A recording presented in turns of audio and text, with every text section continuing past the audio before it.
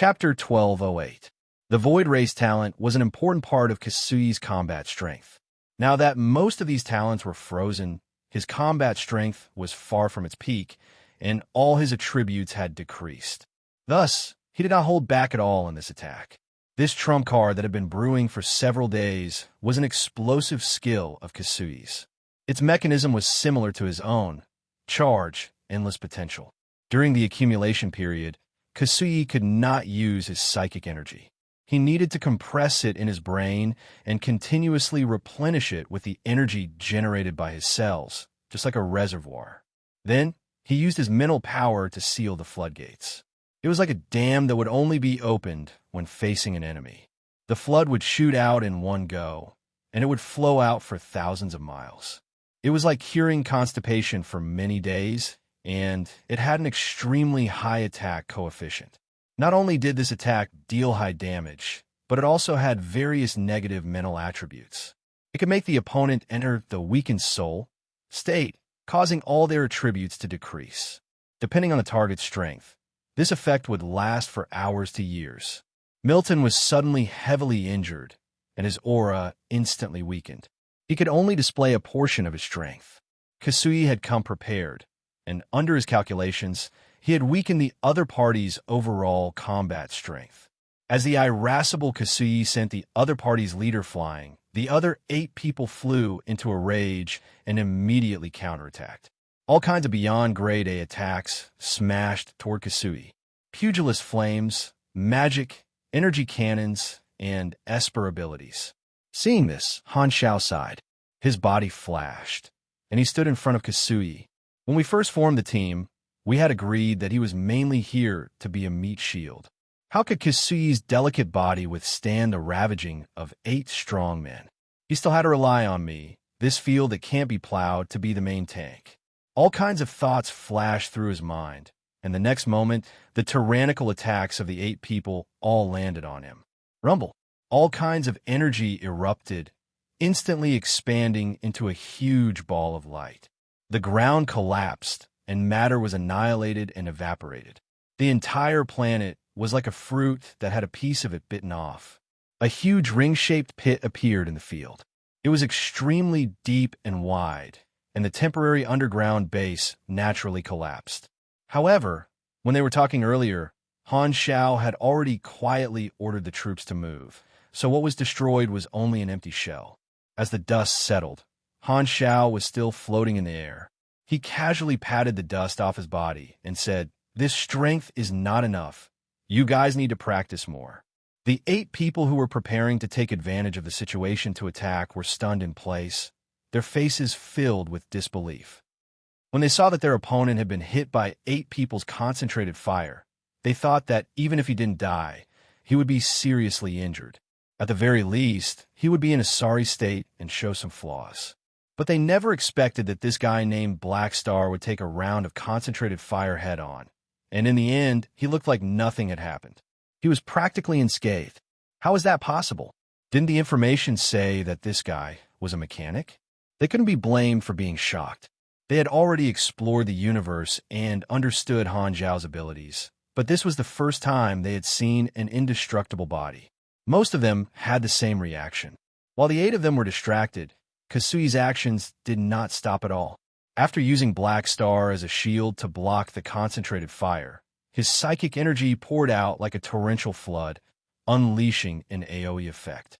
It instantly slashed into the mental worlds of the 8 people, dealing tons of mental damage. 3 of the Saint Grade supers with slightly weaker mental strength were also blown away. He was already used to Black Star's tankiness and was not surprised at all. Naturally, he would not let go of this fleeting opportunity and immediately launched a fierce attack on the enemy's weakness. At this time, Han Xiao also released his mechanical force to control the mechanical army. The mechanical soldiers swam around like a flock of crows, constantly firing. The huge lethality made the enemies feel helpless and in danger. Furthermore, there was a milestone that Han Xiao did not expect to come into play at this time. Civilization Leader Assassin, that Lothair had brought. The defense and various resistances of the enemies were reduced by another 3 to 7%, making them even more fragile. I didn't expect this ability to come in handy now that I've really become a wanted criminal. Han Xiao was helpless. The process of the two sides fighting seemed quite long, but with the speed of a beyond grade A, from a negotiation to the start of the battle, only a few seconds had passed. A fierce battle broke out instantly. Although Milton's group of 9 had the advantage in numbers and overall combat strength, because they lost the initiative at the beginning, they did not gain any advantage in the hands of Han Xiao and Kasui. However, they still had a standard gold suit, so their disadvantage was not too great. The two sides were evenly matched. I feel that the strength of these people seems to be a little weaker. Han Xiao multitasked and looked at the combat information on the interface. These 3 Supreme Supers were equivalent to peak beyond grade as, but it did not mean that all 3 of them had extremely high levels of God's trait transformation. In fact, only Milton had activated the God's trait transformation route. Back then, when he advanced to level 300, his energy rank was around 70,000, and he had entered the pinnacle beyond grade A realm. It was only when his energy rank exceeded 70,000 and his energy rank exceeded LV 21 that the God's trait transformation began. There was a threshold, and not all pinnacle beyond grade as had the God's trait transformation. Although Han Xiao did not know Kasui's energy rank, he estimated it to be above 90,000, with at least 10 levels of God's trait transformation. As for the strongest opponent, Milton, his energy rank was only close to 80,000. Although the other side had one more peak beyond grade A, their combat strength advantage was actually not as high as imagined. As for the other 6 Saint grade supers, Han Xiao also took a look. There were only 2 S+ grade supers whose energy ranks exceeded 52,000, and the other 4 were stinky little brothers whose energy ranks were between 44,000 and 44,000. The quantity is quite scary, but the quality, Han Xiao shook his head. Thinking about it, he and Kasui were experts who stood at the peak of the explored universe, even among peak beyond grade as. There was no need to belittle themselves. Of course, the Celestial Star Alliance had close to 10,000 beyond grade as, so there should be people who could be compared to the two of them. However, not to mention whether people of this level would work for the Superpower Security Department. Even if they did have such experts, they would not casually send them out. After all, the two of them had not shown much strength before. Perhaps in the eyes of the Superpower Security Department, sending out 9 beyond grade as was already overkill. Who? A Saint grade pugilist rushed to the front, raised his gold grade blood-red saber, and stabbed toward Han Xiao's eyes. Han Xiao did not panic and easily dodged. The flaming saber light illuminated his eyes, which were filled with nostalgia. How many years has it been? Finally, someone's going to attack my face again. I've almost forgotten what it feels like. He even had the leisure to size up the other party. Then, he threw a backhand punch, leaving afterimages behind. His powerful strength and dexterity attributes made his attack speed even faster than the other party, a professional pugilist. Boom! The powerful punch landed squarely on a man's face. It was as if a symphony had been played in the man's head. Gongs, drums, and accordions rang out at the same time. Like a baseball that had been hit by a bat, the man flew out of Han Xiao's sight in the blink of an eye. Seeing this, Han Xiao nodded lightly. It seems like even here, the life of a pugilist is still difficult. After fighting for a while, Han Xiao could basically conclude that this hunting team could not pose a substantial threat. Thus, he had more leisure to observe his opponents and collect information. The other party had 9 people, 2 espers, 3 pugilists, 2 mages, 1 mechanic, and 1 psychic. The configuration of the team was relatively complete, having all 5 systems. Han Xiao mainly observed the only mechanic on the other side, who was a supreme being. Because there were no secondary dimensions here, some of the professional abilities of the 5 systems had undergone corresponding changes. Although there were some alternative abilities, overall, the strength of these abilities was not as strong as the main universe. For example, some special energy that was born in the secondary dimensions could not be controlled by the people here. Without a secondary dimensional army box, Han Shao was curious about how the mechanics here could summon an army on a large scale. After careful observation, coupled with the information given by the combat information, he quickly understood the other party's methods. First, they innovated the compressed orb technology, creating a special mechanical force resonance change. Then, they use an ability similar to apostolization to give the mechanical force new characteristics and change a part of the cells, transforming the body into an army box. The machines in the compressed orb state can be further compressed and absorbed into the body through the support of mechanical force, similar to the secondary dimensional army box. However, this ability has a limit, just like apostolization. The more machines stored in the body, the higher the load, and it will reduce the upper limit of the user's life force and energy. Han Xiaoxin's heart skipped a beat. This was a feasible method, and the idea could not be said to be novel, but it had its merits. The main thing was that the mechanical force conversion technique was very complicated, and it should be an ability that was automatically generated during the promotion or class advancement. However, due to the subtle difference between the two systems here and in the explored universe, the abilities generated during the class advancement were also not the same. It was similar to the situation of different branches of the same system.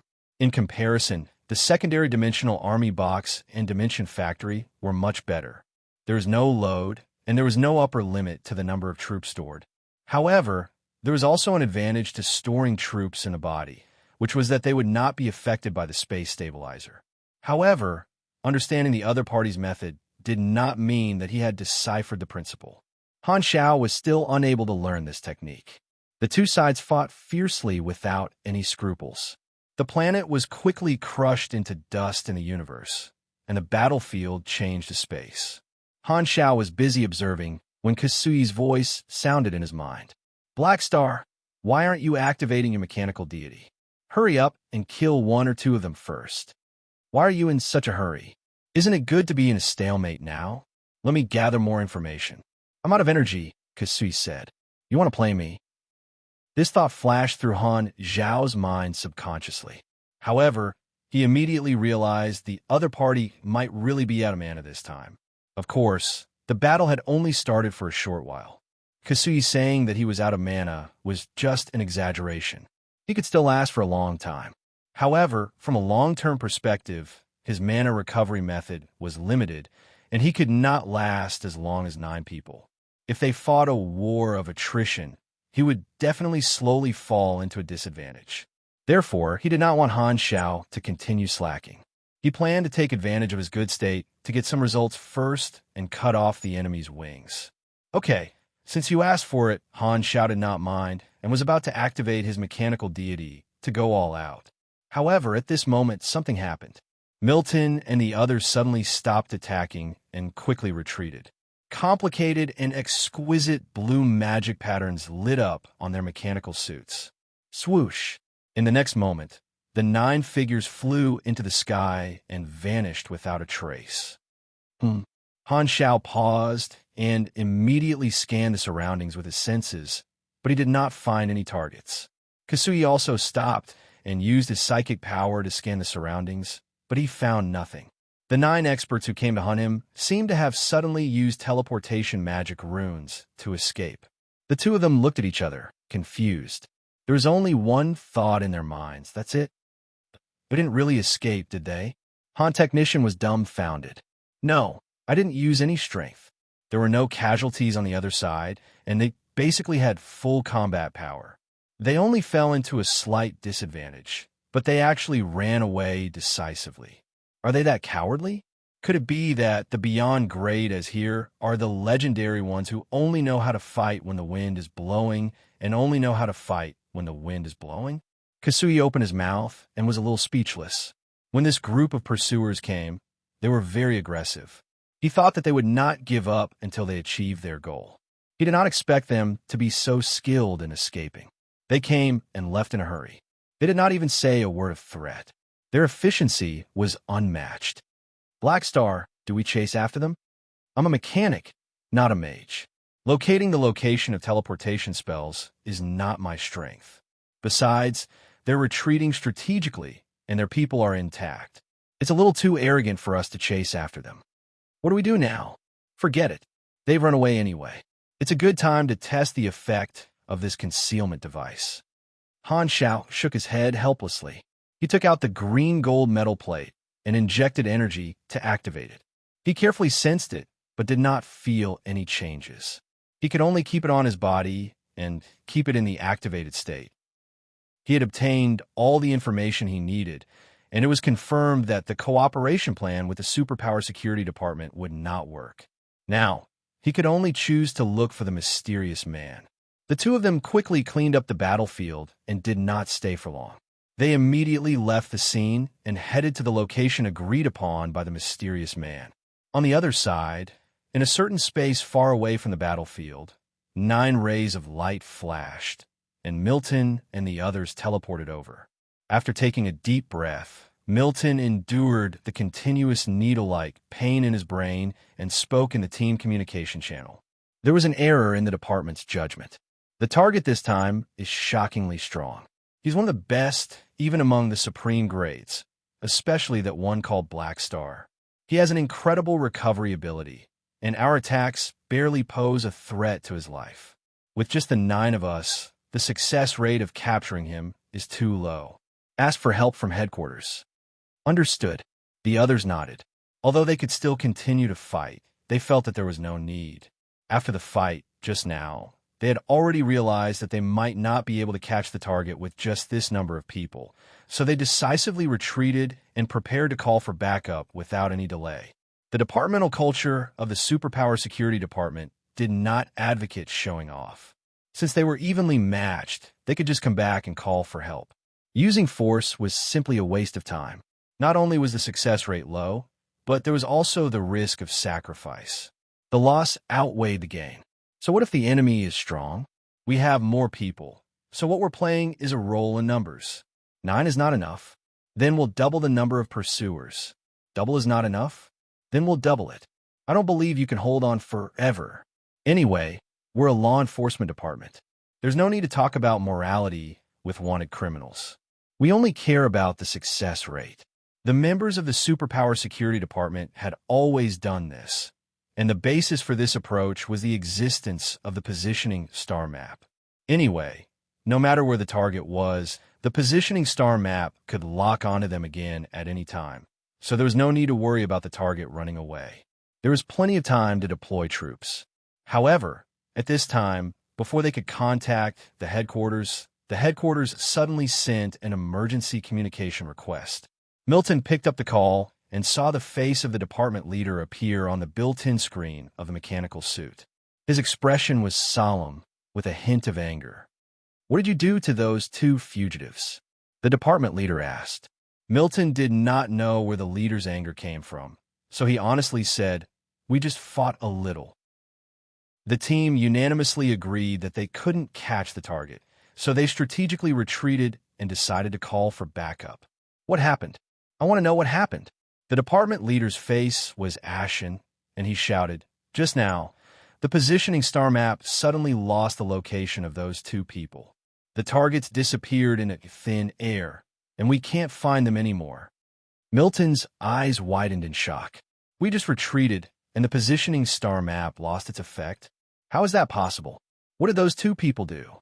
His confident attitude was instantly disrupted. From a big boss to a Wulin Alliance leader by Xiao Lu Ting Fengyan. If you're interested, please take a look. Introduction. Wandering the world, wandering the world. Even after reaching the end, you still can't see what the world is like. Chapter 1209. Planet Yaldank was a rather prosperous galactic neutral port. The composition of the people coming and going was complicated. There were passing business groups, galactic wanted criminals, private armed forces, and all sorts of people. On the bustling street, 2 tall men were leisurely strolling through the streets. They would occasionally walk into the roadside shops and look left and right. The 2 of them were Han Xiao and Kasui, who had disguised themselves to a certain extent. It had been more than half a month since the last battle with Milton's team. Han Xiao had brought Kasui to planet Yaldank according to the coordinates left by the mysterious man. They had been there for a few days, waiting for the mysterious man to contact them again, but there had been no news. It's been 5 or 6 days. Why hasn't the mysterious man you mentioned appeared yet? Oh, right, I want this. Thank you. In a self-service food shop, Kasui stood in front of a self-service vending machine and pointed at a bottle of green canned alcoholic drink. He should be observing if we've shaken off the pursuers. Han Xiao shrugged and hacked the entire shop with virtual intrusion. The next second, 2 cans of drinks popped out of the vending machine, skipping the payment process. The 2 of them were unregistered and did not even have an account, so they naturally had no money. He could only use virtual intrusion to escape the bill. With the standard, he would not leave any clues. Sigh, how many years has it been since I've been so poor? To think that I have to drink this kind of industrialized, inferior drink. Kasui pulled open the tab and elegantly took a sip of the light green liquor. We'll be fine even if we don't eat for 10 years. I think you're just greedy. Han Xiao was not in a good mood. He finished the drink in one gulp and threw the empty can into the garbage disposal box next to him. The 2 of them stayed on this planet for a few days and had nothing to do. Thus, they wandered around and experienced the local customs. At first, the 2 of them were still on guard against the pursuers, but the enemy did not come to them again. It was preliminary proof that the stealth device given by the mysterious man was useful. Just as they were chatting casually, a piece of news suddenly appeared on the virtual screen in the shop, attracting the attention of the 2 of them. Urgent news. The Celestial Star Alliance Superpower Security Department has issued 2 new arrest warrants. The contents are as follows. Bounty target, Black Star, Supreme Mechanic. Bounty, 18,000 star coins. Bounty target, Kukezi, Supreme Psychic. Bounty, 16 trillion star coins. These 2 wanted criminals have committed crimes together and are extremely dangerous. They have successfully repelled the pursuit team of the Ministry of State Security.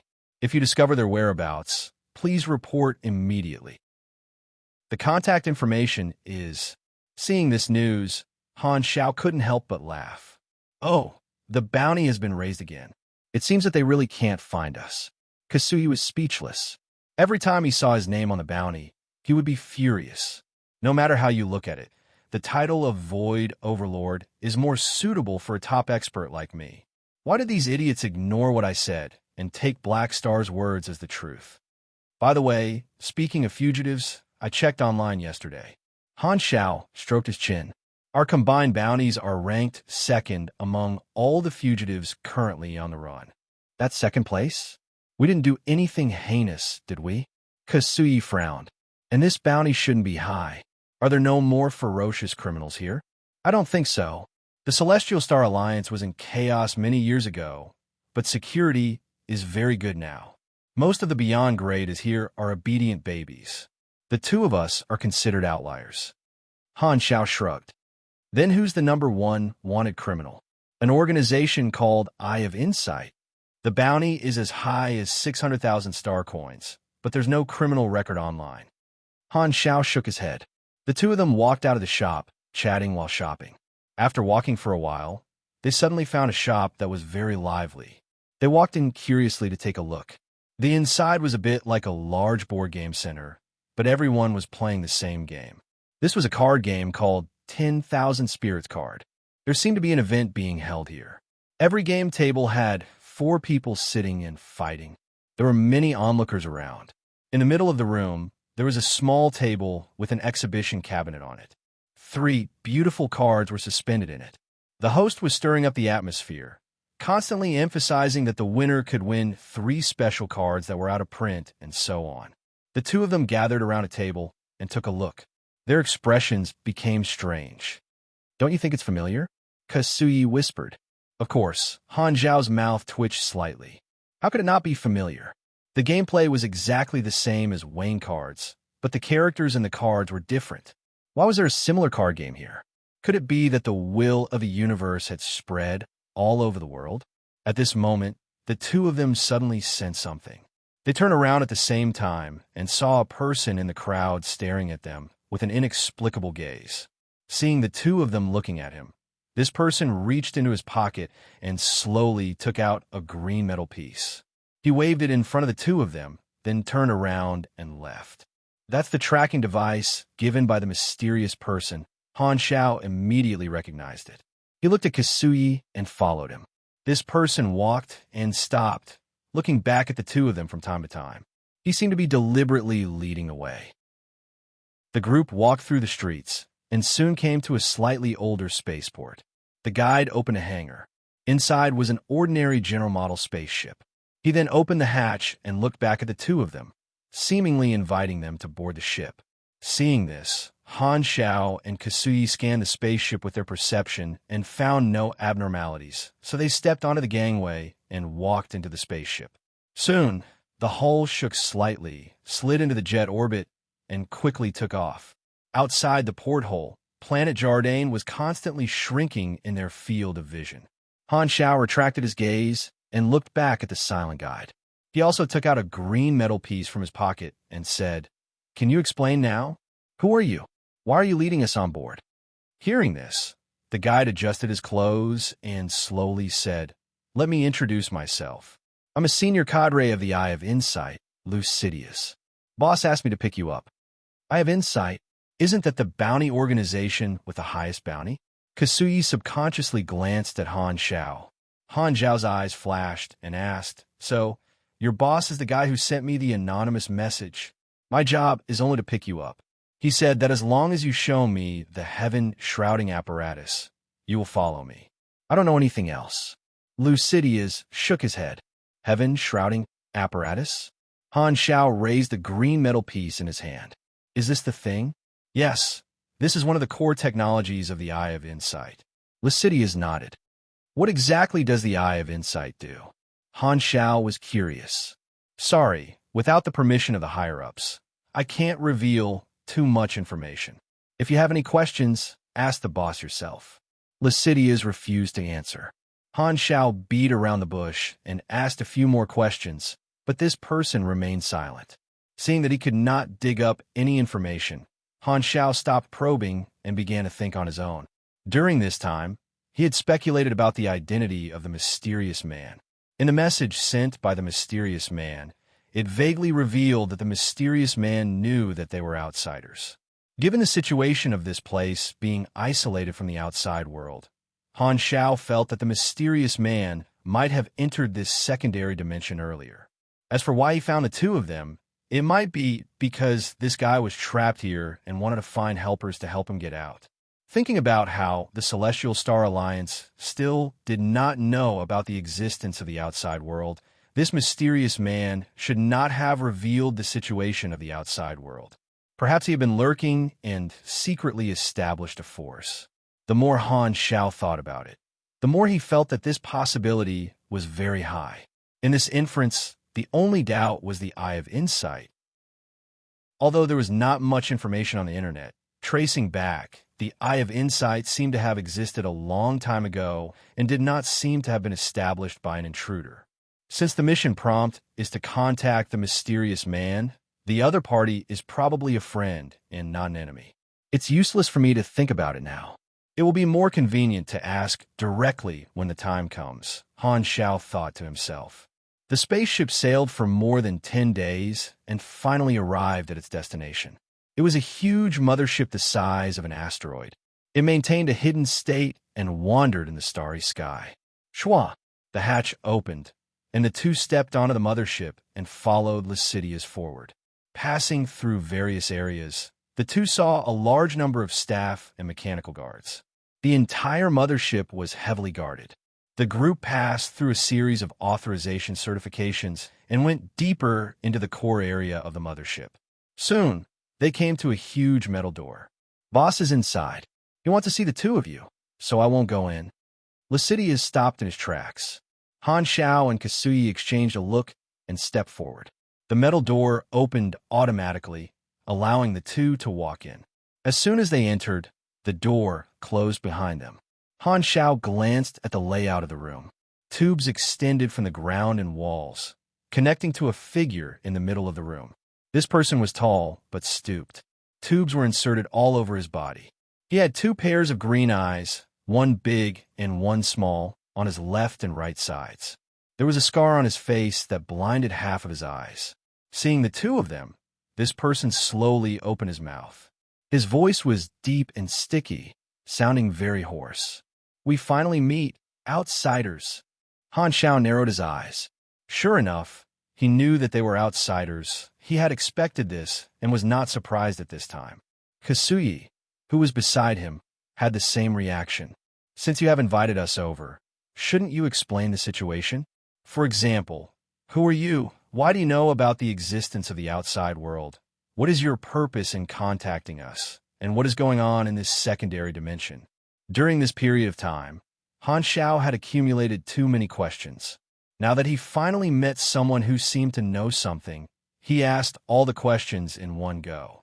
The mysterious man listened to the questions silently, but did not answer immediately. Instead, he changed the topic and said softly, "I know you have a lot of questions, but before that, I hope you can answer my question first.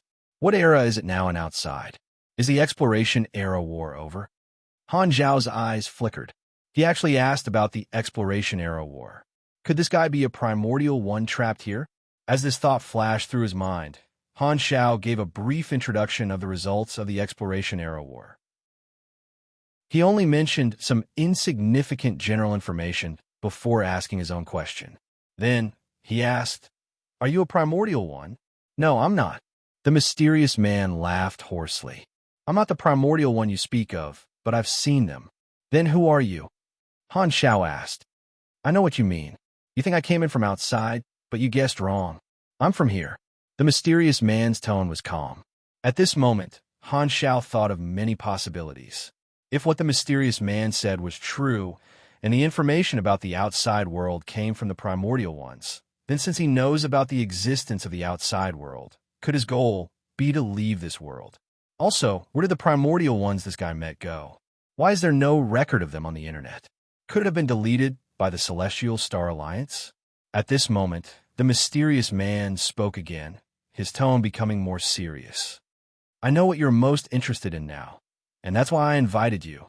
I need help to destroy this world and set me free, and this is also the only way for you to leave. My battle pet has holes in its brain." Author, 22 Knives Introduction. Is it illegal to eat your own battle pet? Can kidnapping your own army commander be sold for money? Chapter 12:10. Destroy the World? Han Xiao and Kasuyi looked at each other and saw the surprise in each other's eyes. With just a few of us, to destroy an advanced civilization like the Celestial Star Alliance, just a few dishes and you're already so drunk? Han Xiao cursed in his mind, but he could also tell that there was a lot of hidden information in this. He patiently asked, "You said this is the only way for us to leave? Tell me in detail. I know that you think this is an impossible task, but in fact, it's not as difficult as you think, but it's not easy either," the mysterious man said in a hoarse voice. "I believe that when you first entered this secondary dimension, you were very shocked. You didn't expect that there was a universe like space here, and there were also extremely powerful civilizations." "That's right." Han Xiao nodded. There was nothing to hide. "Hee, it's not just you." Every outsider had the same reaction. The mysterious man said slowly. "I understand your troubles, but your worries are superfluous. Everything you have seen, the Celestial Star Alliance, the tens of thousands of experts with divine bodies and above, including me, are all illusions that have long passed away. Our world has long been destroyed." Han Xiao was shocked. He asked suspiciously, "What's the matter?" He doubted it and asked, "What exactly is going on?" "The world you see is a mutated space-time loop based on information form technology," the mysterious man said indifferently. "You should have found some information on the World Reboot Plan on the internet. This plan is not just a simple insurance policy, but also a special plan used by the Celestial Star Alliance to escape the end of the universe. It's just that this plan failed. Due to some changes in the information form, a part of the timeline was cut off, forming a closed cycle of space-time, which is the world I'm in. It constantly ends at a fixed point in time and restarts at a fixed point in time, and I'm the only one who retains my memory in the cycle. So, if we want to leave here, we have to break your so-called closed space-time loop." Han Xiao furrowed his brows. According to the principle of the space-time splicing technology, this situation was indeed possible, but he found it hard to believe this statement. There were several terms that he only knew a little about. The mysterious man glanced at the two people's faces and laughed hoarsely, saying, "Haha, don't look at me like that. I'm not a liar. It's normal for you to be filled with doubts. Since I invited you here, I intend to explain everything from the beginning. It's a long story. Don't worry, we have plenty of time." Han Xiao stood with his arms crossed. "Then be prepared. No matter how shocked you are later, do not interrupt my narration, because what you are about to hear will involve the secrets and the truth of the entire universe." The mysterious man's tone became solemn. "Please go ahead." Han Xiao straightened his face and made a gesture of invitation. The mysterious man exhaled and said slowly, "Everything has a lifespan, and so does the universe. According to normal development, the universe will inevitably usher in its ultimate fate. Perhaps it will be the heat death, perhaps it will be the big collapse, or perhaps it will be the big tear. When everything comes to an end, everything is destined to end. However, in the beginning of time and space, there was a civilization that developed to the extreme, far more powerful than us. In order to escape this fate, they chose to give the universe a new life and continue their existence. In the end, they did not succeed, but it was not a complete failure. Under their transformation, the basic rules of the universe changed. When it expanded to a certain extent and reached the fork in the ultimate fate, the universe would voluntarily collapse and devour everything, turning into the original singularity. Then, it would produce the Big Bang that created the world, turning back into a new universe that was empty but full of vitality. We call it the Big Reboot. This God-level civilization that gave the universe a glimmer of hope has long been destroyed by the Big Reboot. Their name has also disappeared in the long river of time, but their transformation of the universe is the only legacy left to future generations. Nothing can measure the preciousness of this legacy. Without their contribution, all the civilizations that came after would not have existed. Therefore, we call this civilization the Savior Civilization. They started the iteration of the universe, and the universe they were in became the anchor point of the timeline, called the first iteration. However, the Big Reboot caused the time when the universe ushered in its ultimate fate to be much earlier. Therefore, the development time of the civilizations in the subsequent iterations was shortened, and no one could reach the height of the Savior Civilization. They were only repeating this cycle of destruction. No matter how the civilization developed, it would eventually perish in the Big Reboot. They could not make any changes to the universe, nor could they leave any information. Just like that, countless iterations passed. Finally, a variable appeared. The most powerful civilization of this iteration made a shocking breakthrough in the field of information form. They found traces of the Savior Civilization and discovered part of the reason for the birth of the Big Reboot. They believed that the transformation of the Savior Civilization happened to trigger the mutation of the information form, thus affecting the development path of the universe. In their opinion, the universe was a program that could rewrite the way it operated, and the information form was a compiled language.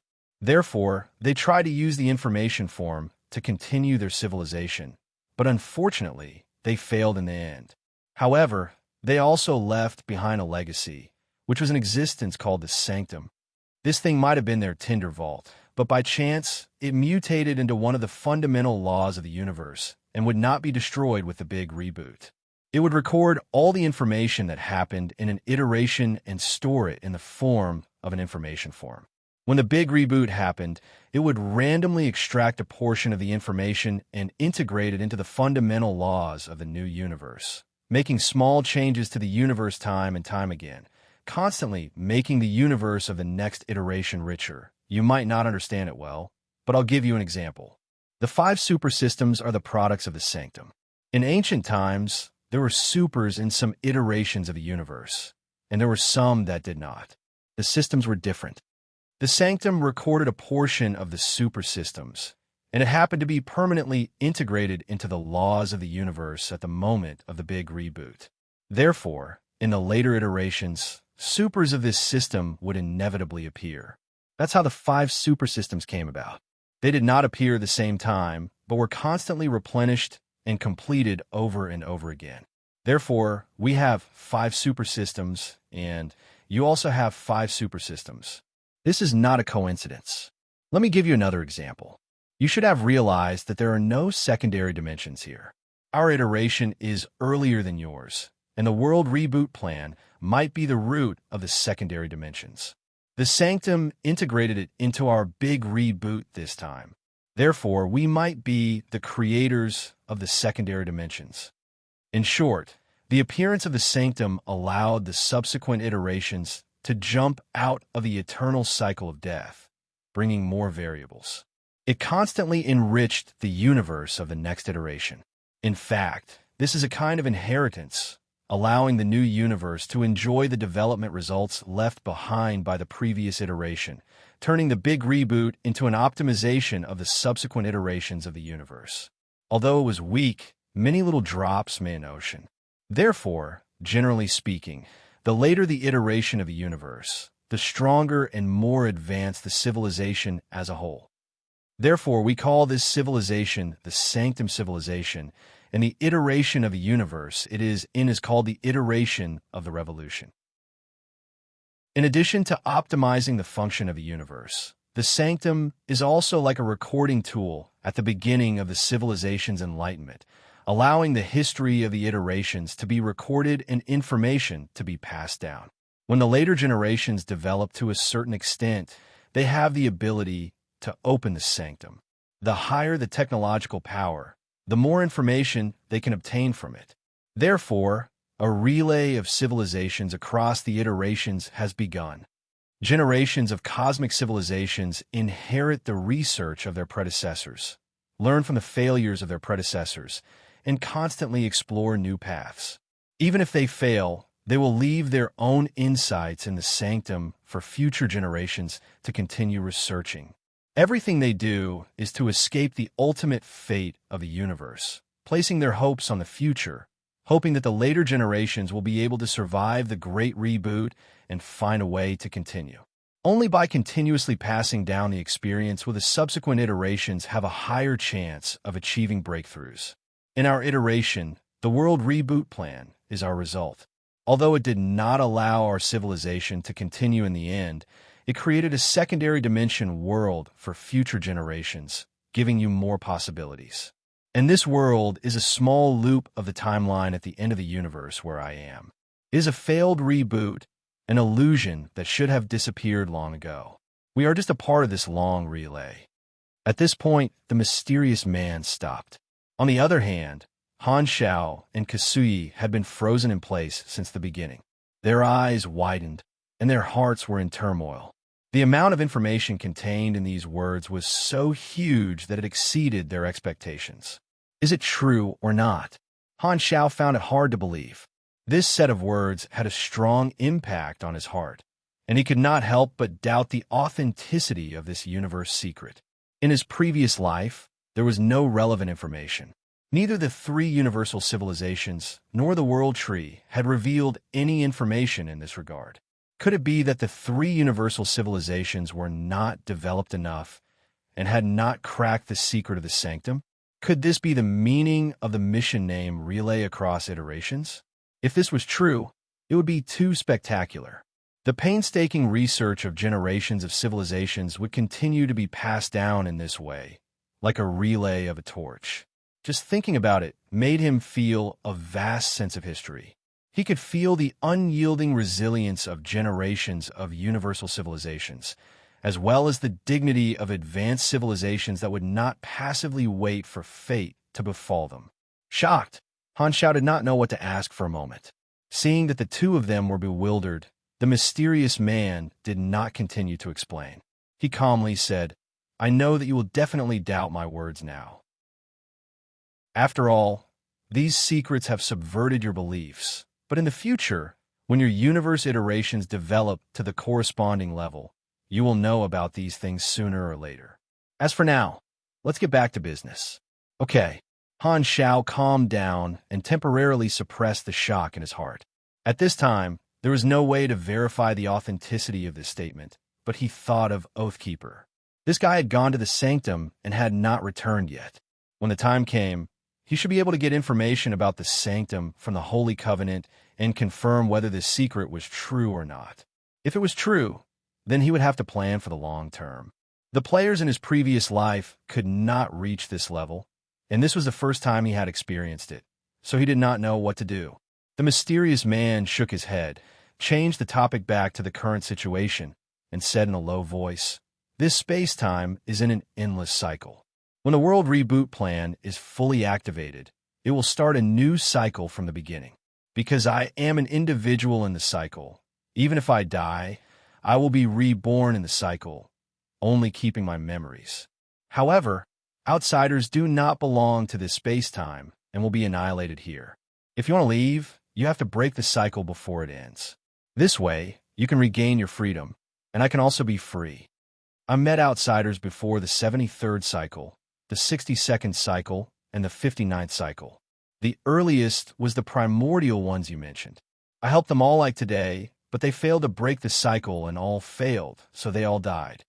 After hearing this, Han Zhao's eyes flickered, and he pondered.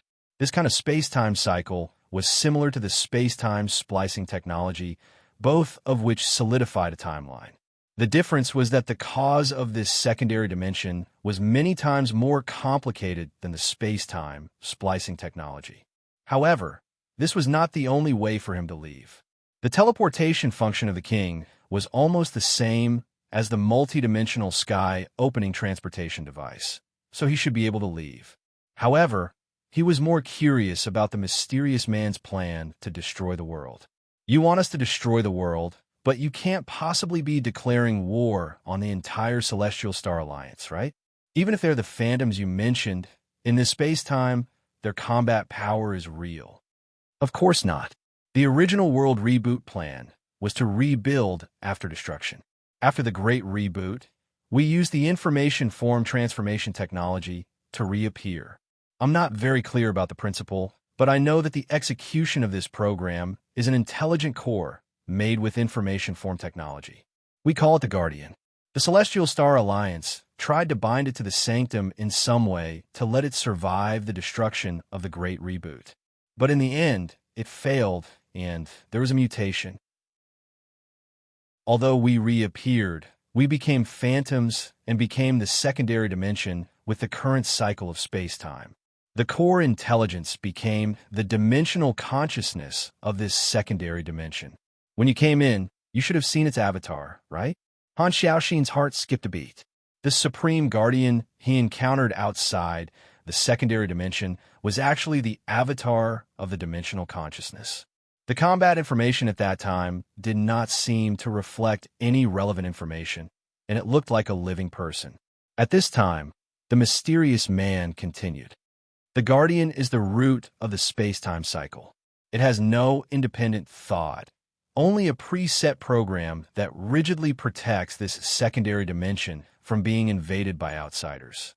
As long as you kill it, you can break the cycle, and this can only be done by outsiders. Because I'm part of the cycle, no matter what I do to this world, the final result will be the cycle restarting. The Guardian will not actively interfere, and I can't leave this world, so there's no way for me to come into contact with it. However, the existence of outsiders is a variable. Once you invade, the Guardian will definitely chase after you. Only then will you have a chance to kill it here. The Guardian's program still has a part of the information form transformation technology of the world reboot plan.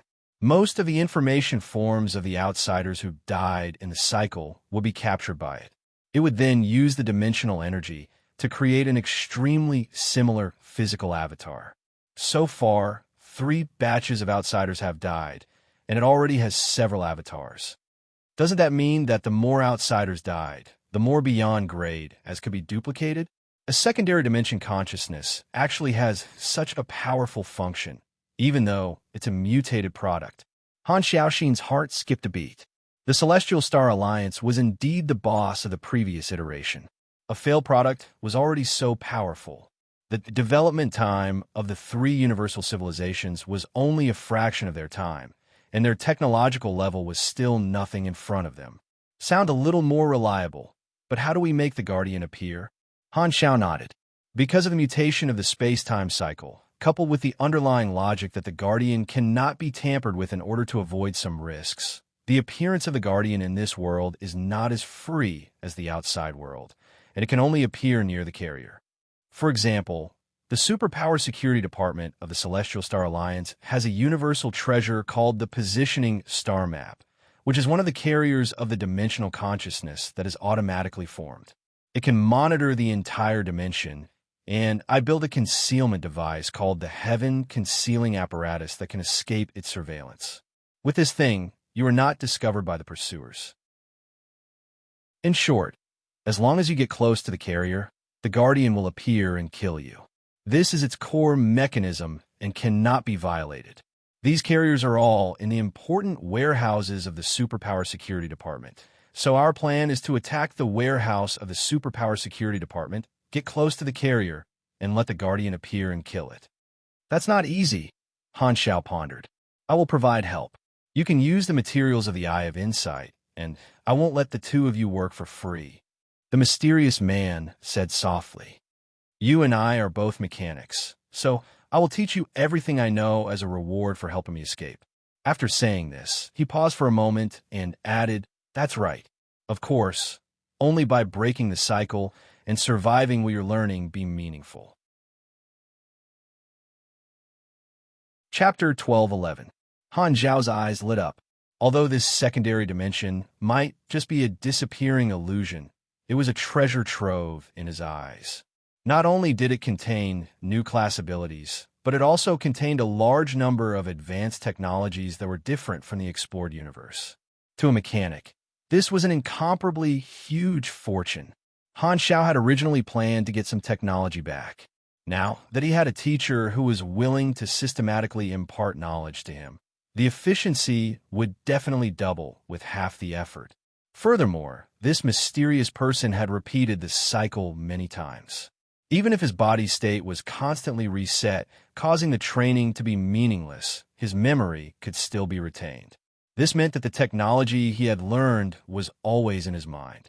His foundation was terrifying, so there was definitely a lot of good stuff. What about me? Kasuyi stared at the side. The mysterious person glanced at him, shook his head, and said, You're non-mechanic. I have nothing to teach you. Hey, this isn't appropriate. Kasuyi felt a little wronged.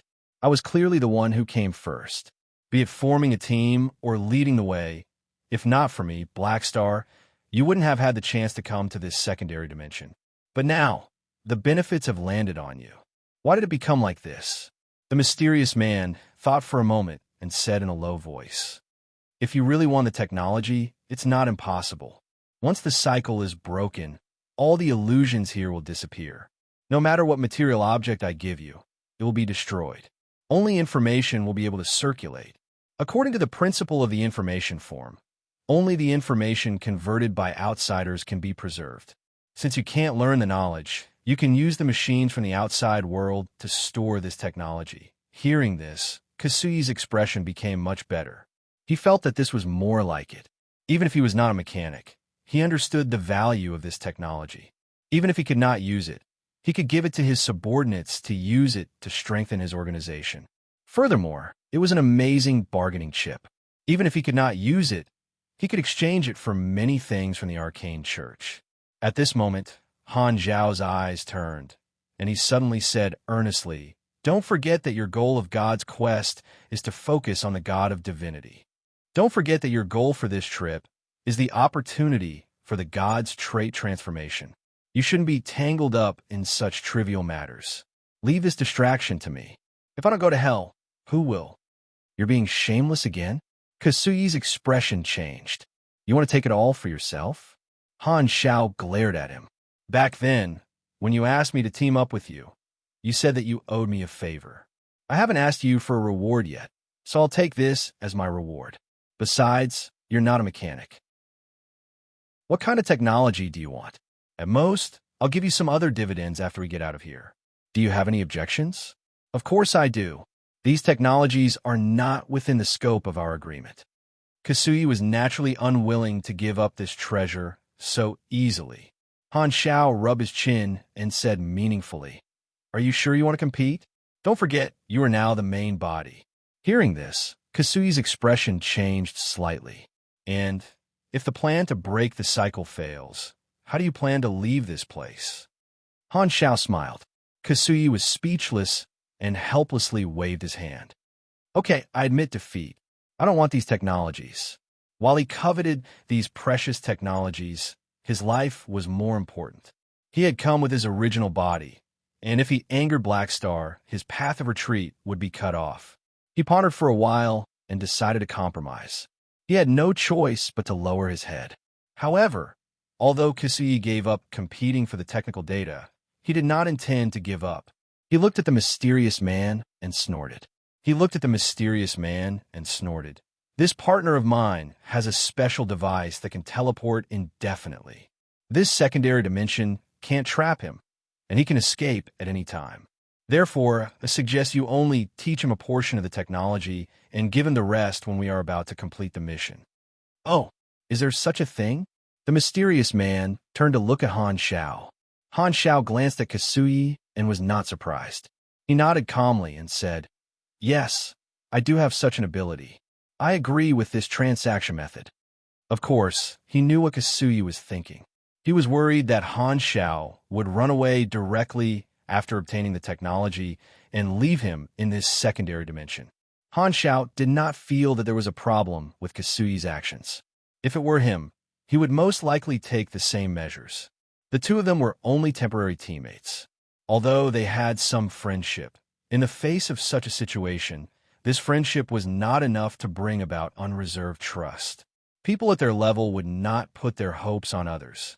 At their level, as long as they were not close friends, no one would easily give in the face of their own interests. Although Han Xiao had just learned about the secrets of the universe and was quite shocked, he would not immediately change his behavior.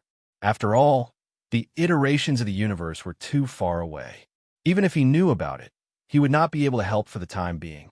In the end, he still had to live in the present. No matter how high the banner was, when it came to the specific problem in the end, the method still had to be considered from a practical point of view. The value of these technologies was amazing. Since he had taken the initiative, there was no reason for him to let Kasui have a share of the pie so easily. Regardless of whether or not he would cooperate with the advanced civilizations in the future, at least he had to find a way to fight for the initiative. In particular, as a mechanic, Han Xiao knew the importance of not letting the technology out, so he did not hesitate to confront Kasui head-on and threaten him. If the other party did not compromise, he would not mind falling out with him on the spot despite the good relationship they had during this period of time. As for Kasui's little tricks, Han Xiao did not care at all. He did not intend to freeload in the first place. This was a deal. Since he had obtained the technology, he would fulfill the agreement and help break the cycle. He still had this bit of integrity, and this was also the insurance Kasui needed. Although he would offend the other party by giving away the technology, if both sides compromised, their relationship could still continue. They were all people with status and identity, and only a very small number of them were stubborn. Negotiation of interests was normal, and even if they had grudges in their hearts, they would not really fall out with each other. The mysterious man did not find it strange and said, "Let's do it this way. I'll teach you some of the technology first, and you can take advantage of this time to plan a plan of action. In addition, the resources of the Eye of Insight are completely open to you. You can expand your mechanical army and replenish your manpower here." He did not know if Han Zhao's teleportation ability was real or not. He was an information form phantom that existed based on this secondary dimension. If Black Star could teleport him away, he would immediately disappear as soon as he left, and he would be freed faster. However, after living for so long, the mysterious man knew that making this suggestion was equivalent to abandoning Kasui. Kasui would definitely not agree, so he could only make a private deal. However, the matter of the iteration of the universe was a huge matter, and it was unknown whether Black Star wanted to kill the other witness. In fact, he wanted Black Star to use his teleportation ability to get reinforcements from the outside world. This was the most beneficial to him, but it would also not be agreed to. If Black Star teleported himself to get reinforcements, Kasuyi would definitely strongly object. On the other hand, Black Star would not agree to getting reinforcements. Otherwise, why would he monopolize the technology? The three sides had their own standpoints, and it was very difficult to reach the best decision in such a situation. The final result was often a compromise that everyone could accept. The mysterious man understood everyone's concerns, and he also knew that even if the two of them believed the secret of the universe he told them, their plan of action would not change because of this. Since he could foresee such a development, he did not intend to change his original plan and could not be bothered to ask about the teleportation device. Kasuyi turned around and asked, "After saying so much, what's your name?" "You can call me Jace. By the way, why can you retain your memories?" "I'm not sure. I wasn't like this from the beginning. I only awakened 1,000 times ago. My memories before that were repeatedly reset like everyone else." At this moment, a notification popped up on Han Zhao's interface. "The first round of Relay Across Iterations has been completed. You have received 1 trillion EXP. The second round has been activated. Second round mission requirements: destroy the dimensional consciousness entity, break the space-time cycle, bring relief to Jace, and obtain his technology. Mission reward: 1,500,000,000 EXP, 1 random reward, 1 character summon card, and the next round of the mission will be activated." Han Zhao took a look and nodded secretly. The second round of the mission has been activated, and the rewards are even higher. However, the technology in Jace's hands is the biggest reward. I'll probably have to stay in this secondary dimension for a long time. With a thought, Han Zhao opened the forums and took a look. The 4th Pro League was about to begin in about half a month, and he probably would not have the time to pay attention to it this time. After reaching an agreement, Han Zhao did not stand on ceremony and immediately asked Jace to teach him some mechanic class abilities that he did not have. At the same time, he chased Kasuyi out of the door. Very soon, the voice of knowledge could be heard in the room. "Jace, LV-367, has taught you Mechanical 4-Soldier Nest. Current progress, 0.0001%. Jace, LV-367, has taught you Compressed Orb Innovation Martial Body. Current progress, 0.0001%. Jace." A large number of notifications appeared on the interface. Han Zhao glanced at them and nodded happily. "In the explored universe, somewhere in the primeval Star River, I've finally succeeded." In the secret machinery factory, Manison looked at the virtual data in front of him and could not help but reveal a satisfied smile. Ever since the end of the Intelligent Plague, he had spent most of his time in the workshop constantly trying to replicate the virtual mutiny virus. After working so hard for so long, he had finally made some progress and created a prototype virus. Although there were still some functions missing, and its strength was far from the original version, Manison felt that this meant that his research was on the right path. As long as he continued to work hard to overcome the technical difficulties, he would be able to recreate the complete version of the virtual mutiny virus sooner or later. "Black Star, you destroyed the unique core of the virus and thought that you could kill my plan, but you didn't expect me to be able to recreate this technology, did you?" In terms of technology development, you're still too inexperienced." The corners of Manison's mouth curled into a smile, but it quickly disappeared. He solemnly put away the prototype virus and did multiple encryptions for the experimental data this time. He had decided to use this technology as a hidden trump card, a trump card. However, on second thought, he thought of the strange method Black Star had used to take away the 2 felons not long ago, and his eyes narrowed again. "My current technology is not enough. I have to find a way to crack Black Star's strange virtual ability, or I'll be restrained." Manison opened his research schedule, checked it for a while, deleted a few unimportant items, and added the new research goal of cracking Han Zhao's purifying ability. After doing this, Manison took out his communicator, looked at the date, and announced the time of the next regular meeting in the Beyond Grade A Association group chat. Speaking of which, Black Star and Kasui haven't come to the regular meetings twice, and I can't contact them. I wonder what they're doing, Manison thought to himself. Every time there was a meeting, Black Star would argue with him. In the last 2 regular meetings, he did not hear Black Star's annoying voice, so Manison only felt relaxed all over. Everything he ate tasted good, and he once again found a stable aura. Furthermore, without Black Star taking the lead, his people were all well-behaved, and no one jumped out to cause trouble. The last 2 regular meetings went very smoothly. Manison had not been so comfortable as the president in a long time, and he finally felt the joy of having the power of the president in his hands again. Although he did not know what Black Star had been busy with recently, Manison could not wait for Black Star to waste more time on this matter. In any case, it would be fine as long as he did not come to the meeting. Chapter 12:12. A few days later, you have mastered Mechanical 4-Soldier Nest. You have mastered Compressed Orb Innovation Martial Body.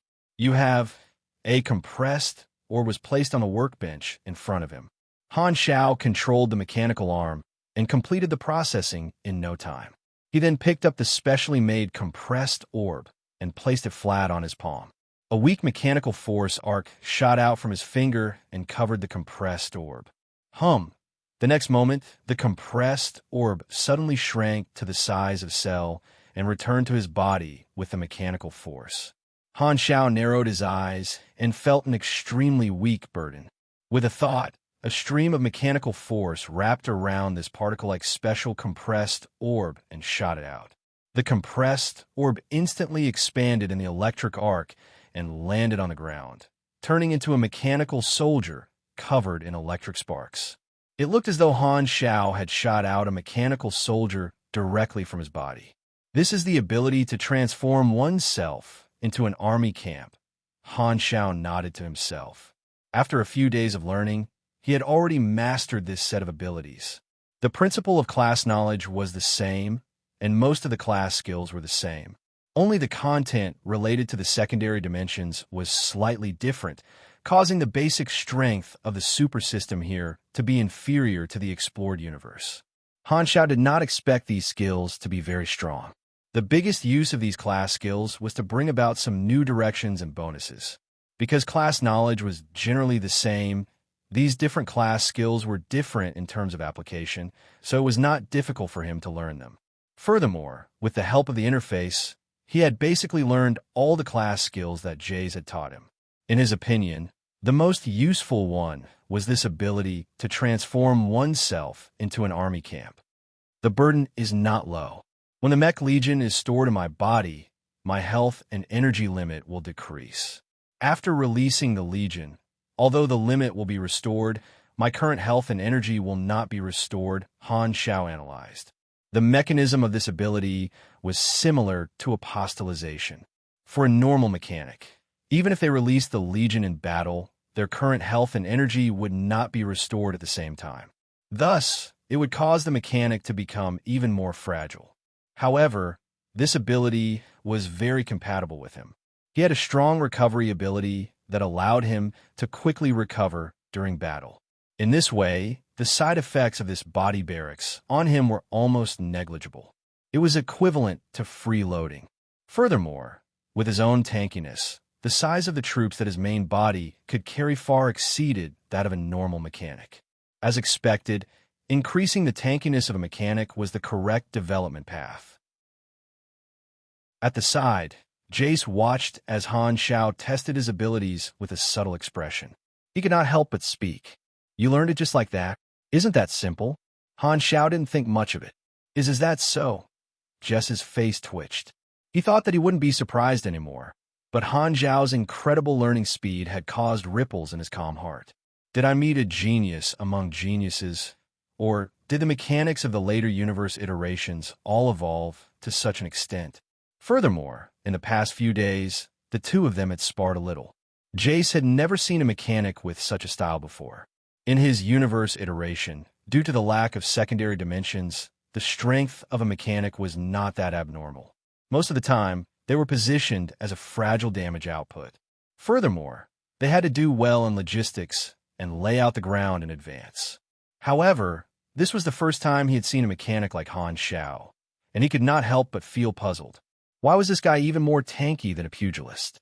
Could it be that pursuing a strong physique was the mainstream development path of the mechanics of the later iterations? It was really as if one could see anything after living for a long time. Han Xiao naturally did not know what Jace was thinking. After testing his new ability for a while, he turned around and asked, "Isn't it time to give me the technology you've accumulated?"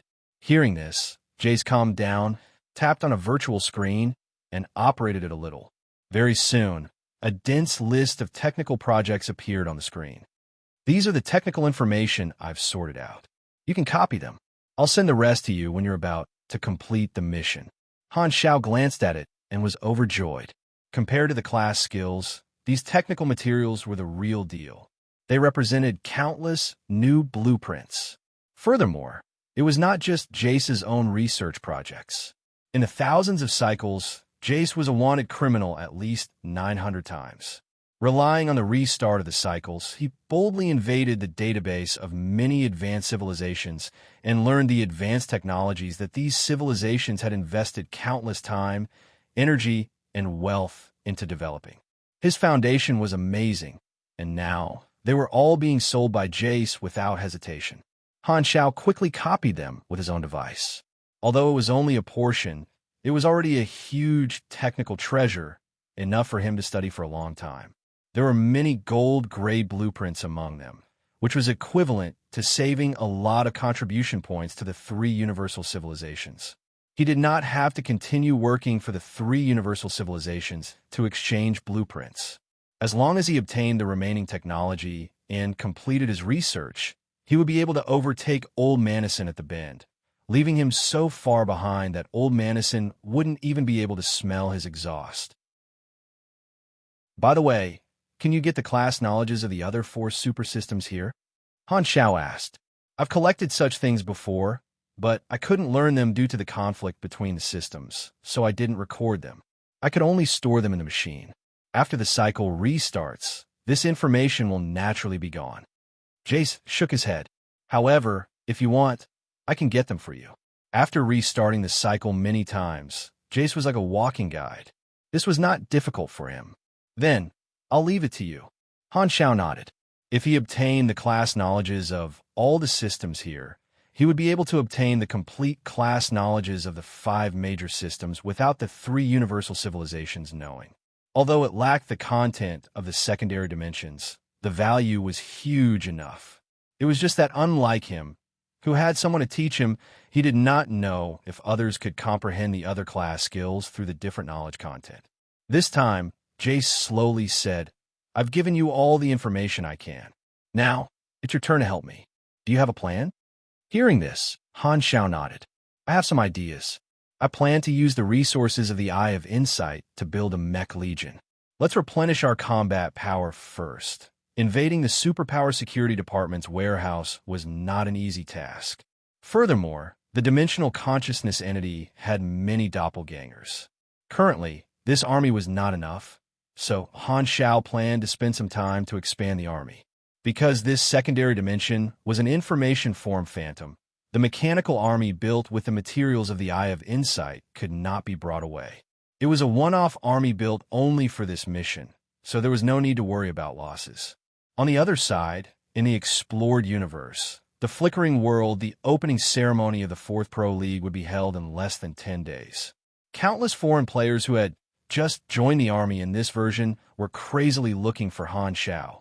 After the previous few Pro Leagues, the Black Star character summon card had already proven its dominance. It was tanky and had high damage output. Who knew how many foreign players were envious of it? Unfortunately, due to geographical reasons, they could not come into contact with Black Star in the previous versions. Naturally, they could not inscribe a character summon card, so this had become the exclusive trump card of the Chinese players. However, version 4.0 was different. Players from various countries gathered in a star field, and countless foreigners entered the Black Star Corps. Now, their dreams had finally come true, and they also had a chance to obtain a Black Star character summon card. However, at this critical juncture, Black Star was on a business trip and could not be found. Who knew how many times they had inquired? But in the end, they returned with no results. Countless army newcomers were frustrated. Seeing that the date of the Pro League was approaching, they could only helplessly change the target of their character summon card. Although the effect was not bad, many people felt that it was a pity that they could not inscribe a Black Star character summon card. They felt that the blank character summon cards that they had painstakingly hoarded could not be used to their fullest potential. Compared to the previous few Pro Leagues, the competition system of this Pro League was not changed much. It only added a few more entertainment competitions. Amidst the anticipation of the players, the fourth Pro League officially began. Compared to the previous few Pro Leagues, the atmosphere of this Pro League was much more tense. No club wanted to see any country achieve the achievement of 3 consecutive championships. China, which had already won 2 consecutive championships, was attacked even more. It was not just the clubs of various countries. The past achievements of the various clubs in China had won them a lot of popularity. In the competition, these passionate fans loved to chase down their favorite players in the name of seeking interaction. In the blink of an eye, a few months passed. In the meeting room of the Eye of Revelation, Han Xiao, Kasui, and Jace gathered. Black Star, are we going to take action? Kasui turned his head and asked.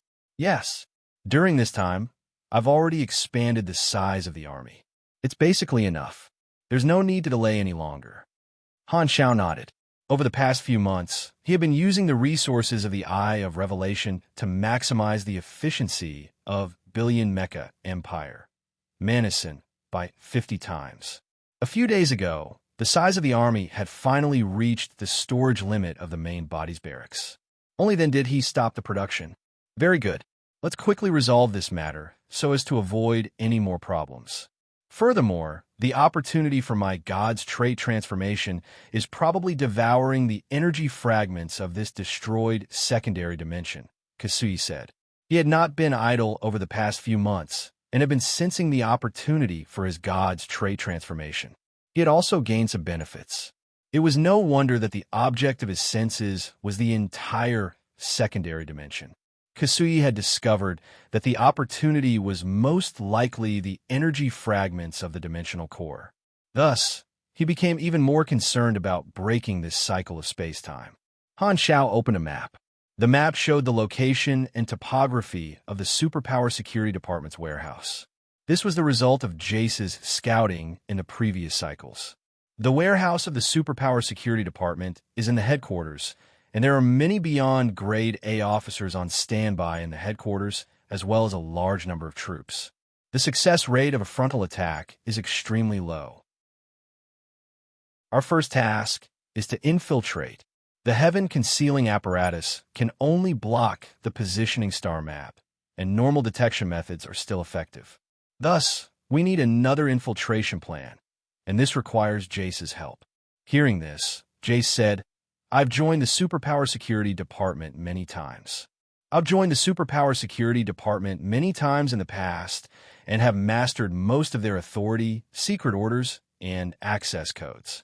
I'm also clear about their activities. I can forge your information and let you sneak in. I've always helped outsiders like this before, but there's a risk of being exposed. The Superpower Security Department security was tight, but it could not withstand Jace's repeated attempts to reboot it. He was like a backdoor player. The headquarters that was impregnable in the eyes of ordinary people was full of flaws in his eyes. Han Xiao continued, This time, we won't use this method. The warehouse has been enveloped by the space stabilization device, and normal teleportation methods are ineffective. However, as long as we find a way to get the people of the Superpower Security Department to send the King Mechanical Suit's teleportation beacon, Throne, into the warehouse, we can directly descend. Okay, we'll do it in one go. Kasui's eyes lit up. He liked this straightforward method. Jace explained, all the items in the warehouse will be isolated and screened to remove dangerous and useless items. The screening process is divided into artificial, and the process will be repeated 3 times. However, there are exceptions, and that is, If the item is authorized by the department leader or the director, it does not need to be screened and can be temporarily stored in the outermost warehouse. If it is a secret order from the upper echelons of the Celestial Star Alliance, it can be stored directly in the depths of the warehouse. So, you plan to forge the authority of the Superpower Security Department's leader? Kasuyi asked. Jace shook his head. No need. When I was in the previous cycle, I kidnapped the upper echelons of the Celestial Star Alliance many times. Although I was killed in the end, I still got their authority and memorized it in my mind. It's not difficult to forge it. I can send the throne to the depths of the warehouse, and the carrier of the dimensional consciousness entity is also inside. Kasuyi was speechless. Being able to reboot really meant that he could do whatever he wanted. Awesome, Jace slowly said. Every item in the warehouse is stored separately. I will send you the warehouse number where the carrier is located later. Once you teleport in, you will trigger an alarm, and the experts left in the headquarters will go over to encircle you. I have a technology here that can temporarily interfere with the illusion of the information form of the space-time cycle, causing space-time to slow down or even stagnate. However, the duration is limited, and it can only delay these officers for a short while. You need to hurry up and kill the core of the dimensional consciousness entity. Don't get entangled by its doppelgangers. Once its program disintegrates, the information form transformation technology of the world reboot plan will be terminated, and the illusion of the space-time cycle will collapse. Han Xiao nodded and added, in order to reduce resistance as much as possible, we need to appear somewhere else before teleporting. Remove the heaven-concealing apparatus and let the Superpower Security Department track us with the positioning star map. This will lead a group of officers away from the Superpower Security Department. Okay, Kasuyi agreed. The three of them had another discussion and finalized the details. Then, they began to act separately. Chapter 12-13. Superpower Security Department, Warehouse 001 Screening Station. The long tracks began to rotate, and a hexagonal mechanical device was transported in from the release port. It looked like a small shield. Soon, this device was transported to the transparent safe in the center of the room. It had many functions, such as a space-stabilizing anchor, electromagnetic interference, biochemical disinfection, anti-explosion, anti-high temperature, and so on. Two staff members stood in front of the safe, operating the virtual screen to check the information of this item. This is an item sent by the Latent Star System branch. Its purpose is unknown, and it has not been given a code name yet. The item code is C57003A, and has been temporarily transferred to the headquarters warehouse. Oh, it has the authority of the Celestial Star Alliance's upper echelons, and it has been checked and approved by the supervisor. The procedures are complete, and there is no need to conduct detailed tests on this item. After checking for a while and confirming that the authorization and procedures were correct, the two staff members only performed a basic test to confirm that this item was not a dangerous explosive or high-energy polymer. Then, they operated on the main control screen, arranged this item in an empty warehouse, and pressed the confirm button. Ka. The next moment, four intelligent mechanical arms stretched out from the wall, clamped the safe, and threw it into the release port on the wall. The internal transport pipeline quickly operated, sending the safe to its destination.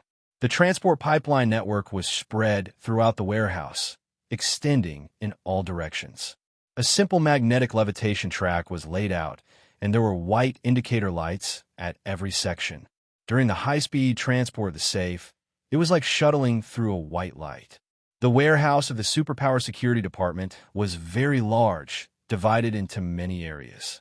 Each warehouse was set up separately, side by side, and was separated from the outside world by high-strength transparent materials. It looked like some kind of high-tech prison. There was a booth in each warehouse, and the base of the booth was connected to the transport pipeline network to directly transport the items. There was no need to open the door to access it. Furthermore, the space-stabilizing anchors, magic jammers, automatic defense weapons, and full-function detectors were maintained in the warehouse at all times. It was impregnable, and any changes would be detected. Soon, the booth in an empty warehouse suddenly opened, and the safe was transported there. The throne lay quietly inside. On the other side, the Superpower Security Department was holding an impromptu meeting. More than a dozen people with different appearances were sitting at the conference table. The badges on their bodies showed their identities. The lowest rank among them was a deputy director of the Holy Body level. Ever since they lost track of Han, Xiao, and Kasui a few months ago, the Superpower Security Department had transferred more manpower to form a task force.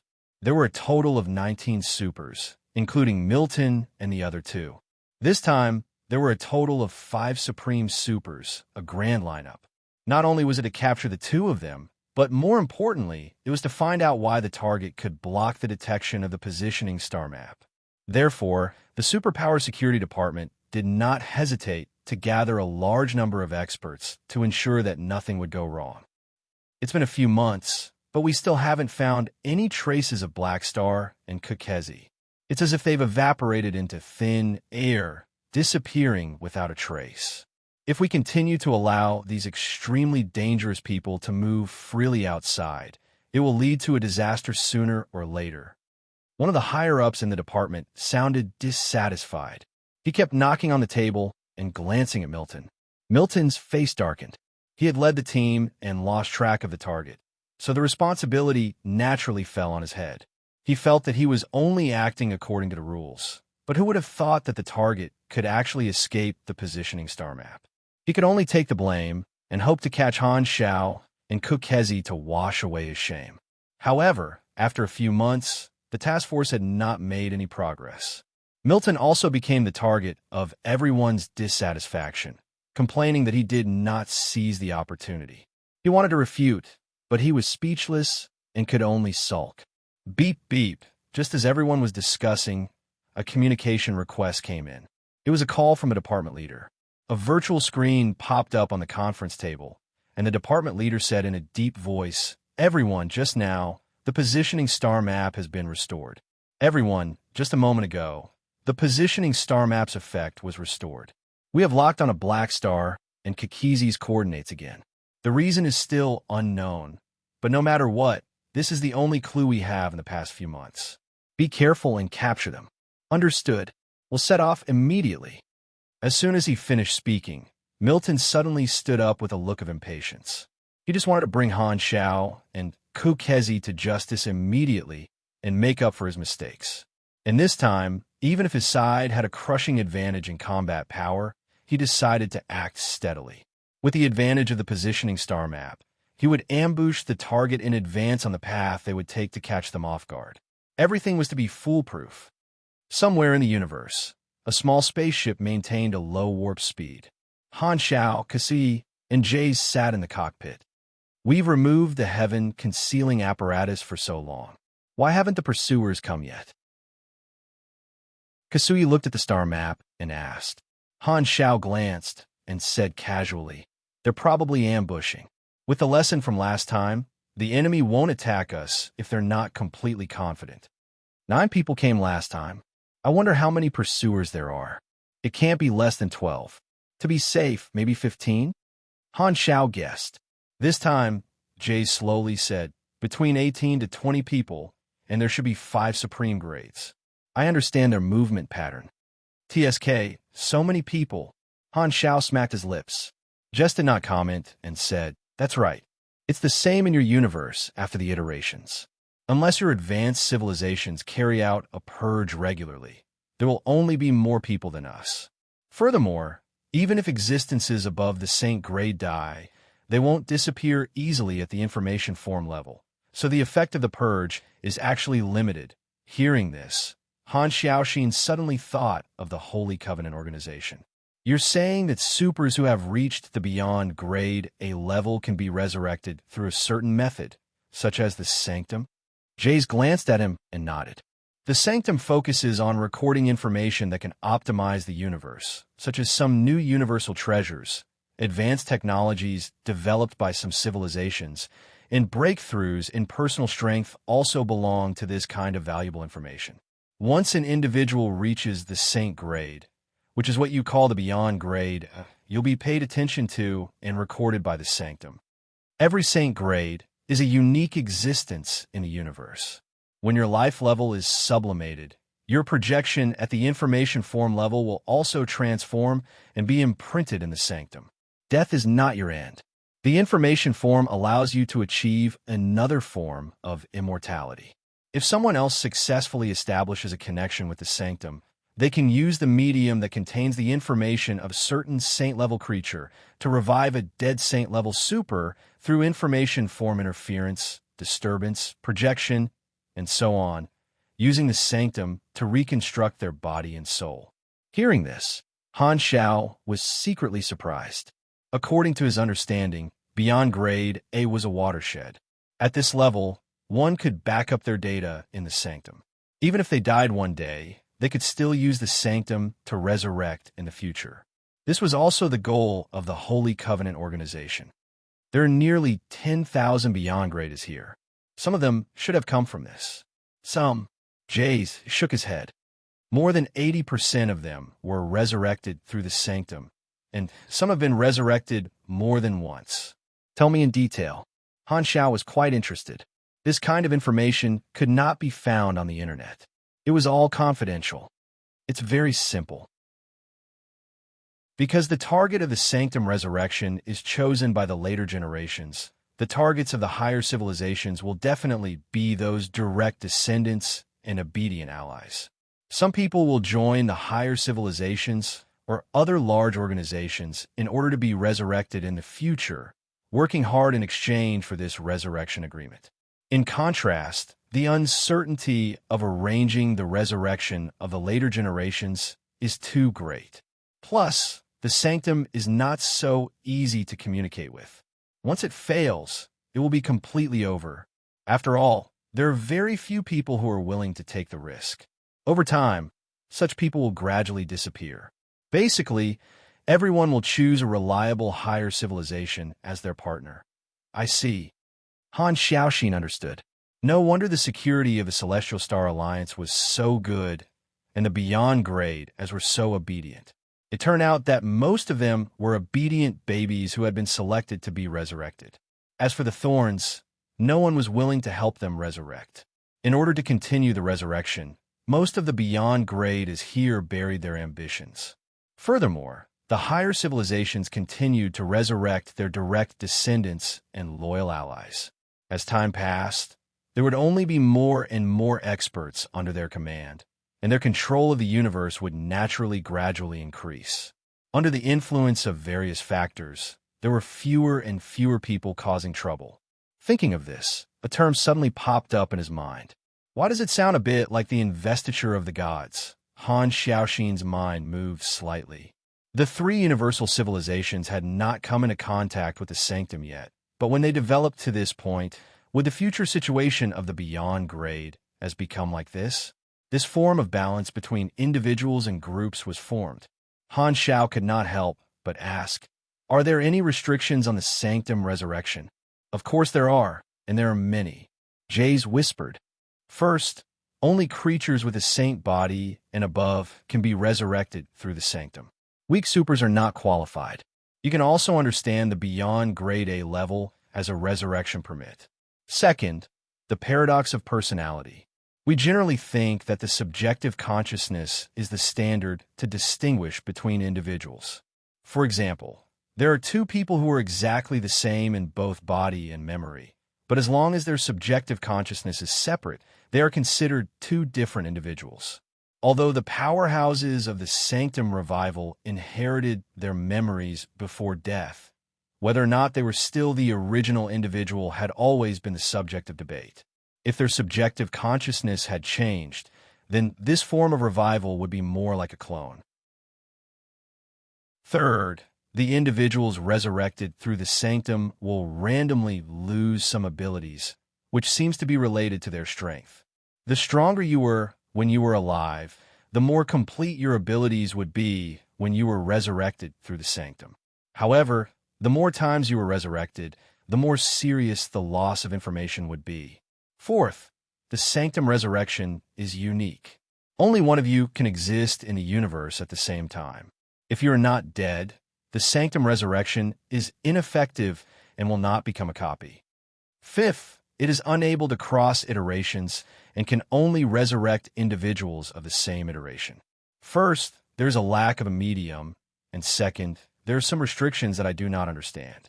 I even suspect that the Sanctum Resurrection is not the original ability of the Sanctum, but the ultimate plan of a certain iteration after the Great Reboot. Because of the indestructible characteristic of the Sanctum, many iteration civilizations, including us, have used the Sanctum as a breakthrough point. No one knows how many functions the Sanctum has mutated. Listening silently, Han Xiao remembered all this in his heart. From a certain point of view, the Beyond Grade as seemed to have the same characteristic as the players, which was that they could be resurrected continuously. In that case, controlling the Sanctum was equivalent to controlling the lifeline of most Beyond Grade as. I keep feeling that my knowledge has increased again. I have to find time to verify it with Oathkeeper. Han Xiao thought to himself. Boom! At this moment, the hull shook and suddenly exited the hyperdrive state. An ear-piercing alarm sounded. Woo-woo-woo alert. Alert! Space stabilization anchor detected. Hyperdrive has been forced to terminate. An unknown energy source is rapidly approaching. Please avoid it. The radar showed that 19 Beyond Grade 8 energy sources were surrounding them from all directions. Looks like you guessed right. There really are 19 of them. Han Xiao raised his brows. It's normal operation. Jace did not mind. The three of them looked out the window and saw Milton and the other acquaintances. The spaceship had already fallen into a space trap and could not escape. At this moment, Milton's powerful voice sounded in the public channel. Black Star, Kasuzi, give yourself up and leave some dignity for yourself. Call me Void Overlord. Kasuyi was annoyed. Han Xiao opened the hatch, and the three of them flew out together. Being in the center of the encirclement, a strong sense of oppression came from all directions. Another accomplice? Milton frowned when he saw Jess, but then he relaxed. In his opinion, the prey was already cornered. He was full of confidence in this operation. With 19 people working together, it would definitely be a piece of cake. There was no possibility of failure. After chasing them for a few months, he could finally capture these wanted criminals and bring them to justice. Give up resistance immediately and obediently follow us back to the Superpower Security Department to be interrogated. Explain clearly how you blocked the positioning star map, and you can still fight for leniency. Milton calmly played a psychological battle, intending to weaken the target's desire to resist. Han Xiao smiled meaningfully and said in an inexplicable tone, "No need to trouble yourself. We'll go by ourselves." Hearing this, Milton frowned with a puzzled expression. What are you talking about? Where are they? Before he finished speaking, a mechanical suit suddenly unfolded and wrapped around the three of them. With a flash of light, they disappeared.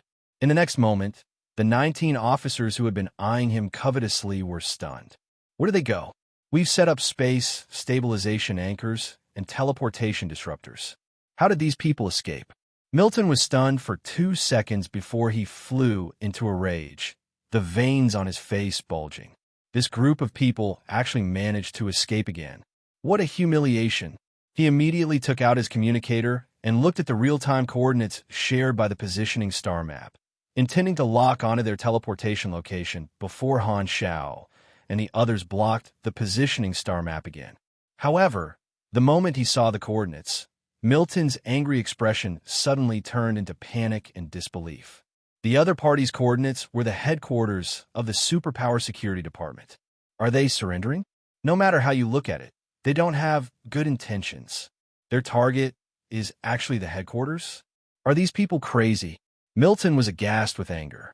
He could not understand why these people were so bold. Chapter 12:14. Swoosh. With a flash of light, a slightly expanded King mechanical suit suddenly appeared in the warehouse of the Superpower Security Department, instantly blowing up the safe. The next moment, the mechanical suit automatically removed itself, revealing the figures of the three of them. Han Xiao casually retrieved the throne and looked at the environment.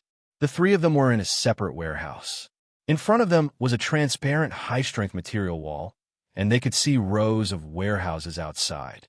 A small part of them was empty, and most of them contained different collections. The family change tactic is still as useful as ever. Han Xiao clicked his tongue. Looks like we're here. What's next? Kasuyi rubbed his eyebrows. He felt that he could no longer hold back his accumulated psychic power and could spurt it out at any time. Jace looked at the code of the warehouse outside and said, "This is warehouse area 117. The closest dimensional consciousness carrier to us is in area 106. At this moment, a shrill alarm suddenly sounded, echoing throughout the warehouse. The next moment, new alloy walls were lowered in all the warehouses. The material was opaque, blocking vision, and, at the same time, the defensive strength was higher. The alarm has been triggered. The warehouse will be immediately locked down, and the automatic defense robots will be activated to besiege us. At the same time, the important collections will be transported away through the pipeline for emergency evacuation." Jace was not surprised at all. With a wave of his hand, a virtual screen appeared in front of him. He quickly operated it and casually said, "I just used the backdoor code to cancel the emergency evacuation program of the collection, so there's no need to worry about the carrier being transferred. However, the changes here will definitely alarm the people at headquarters, and those supers on standby will rush over. We don't have much time. Then, let's hurry up." Han Xiao nodded, turned around, and swung his leg. With a boom, metal fragments scattered like flowers, and the warehouse wall was smashed to pieces. The three of them moved quickly, rushing toward their destination under the shrill alarm. Along the way, the floor and walls kept sliding open, revealing the automatic defense mechanisms within. Countless multi-barreled turrets opened fire at the three of them. Numerous small-caliber dark energy beams formed dark red chains of light, which chased after the three of them. Han Xiao maintained a thick psionic shield, and the dark energy beams rained down on it like a rainstorm. They only created circles of red and blue ripples on the surface of the shield, which looked like water droplets falling into a lake. It was not very powerful. However, this was only because the strength of the shield was too high. When some of the light beams missed and hit the metal floor or walls, the terrifying heat would instantly melt them, turning them into molten metal. Then, there would be an explosion of dark energy that was so dense that it was almost tangible. Everywhere the three of them passed, there would be a mess. Due to the lack of a secondary dimension, psionic energy could not be extracted there. However, the mechanical troops that Han Xiao had brought in were all equipped with psionic energy reactors. Through the splitting and devouring characteristics of psionic energy, more controllable psionic energy seeds could be created. There is no need to collect them through secondary dimensions. Thus, Han Xiao's energy intensity had a certain inherent advantage here. The automatic defense mechanism could not stop the three of them. The three of them broke through the layers of obstacles and continued to approach Warehouse 106. At this moment, the three of them sensed two powerful individuals rapidly approaching. With a loud bang, two burly figures broke through the wall, exuding a powerful pugilist aura. These two pugilists locked onto the three of them and madly charged, accompanied by a furious roar. "How dare you sneak attack the headquarters of the Superpower Security Department? You are guilty of the most heinous crimes." Jace glanced at them and quickly said, "Under normal circumstances, there will be 1 to 3 experts above the saint level guarding the warehouse on a daily basis, adopting a shift system. These two should be the guardians, so they came the fastest. It will take some time for the others to arrive from the headquarters. Don't get entangled with them." Hearing this, Kasuyi did not say a word. He aimed at the two of them and poured out his inventory. Boom! A circle of psychic shock waves shook from under his feet, followed by an extraordinary psychic force shooting out. Ordinary psychic forces were mostly invisible and formless, but this psychic force shot out by Kasuyi was extremely condensed, shining with a dazzling light. It was so condensed that it was solid and extremely powerful, like a beam of light. Even the surrounding space was distorted, instantly swallowing the figures of the two pugilists. This psychic force was like a black hole with infinite gravity. Just by standing next to it, Han Xiao could feel a strange mental suction force, as if it was trying to drag his soul away. One could imagine how the two saint-level pugilists felt when they were hit head-on. Pucci! The sound of a balloon being popped sounded on the mental level, penetrating deep into the soul and echoing endlessly.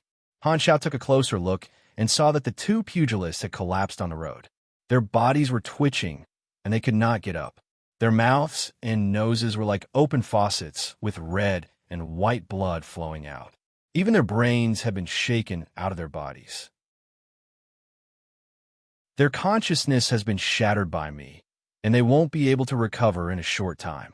Kasui emptied his inventory and only felt comfortable all over. Good job.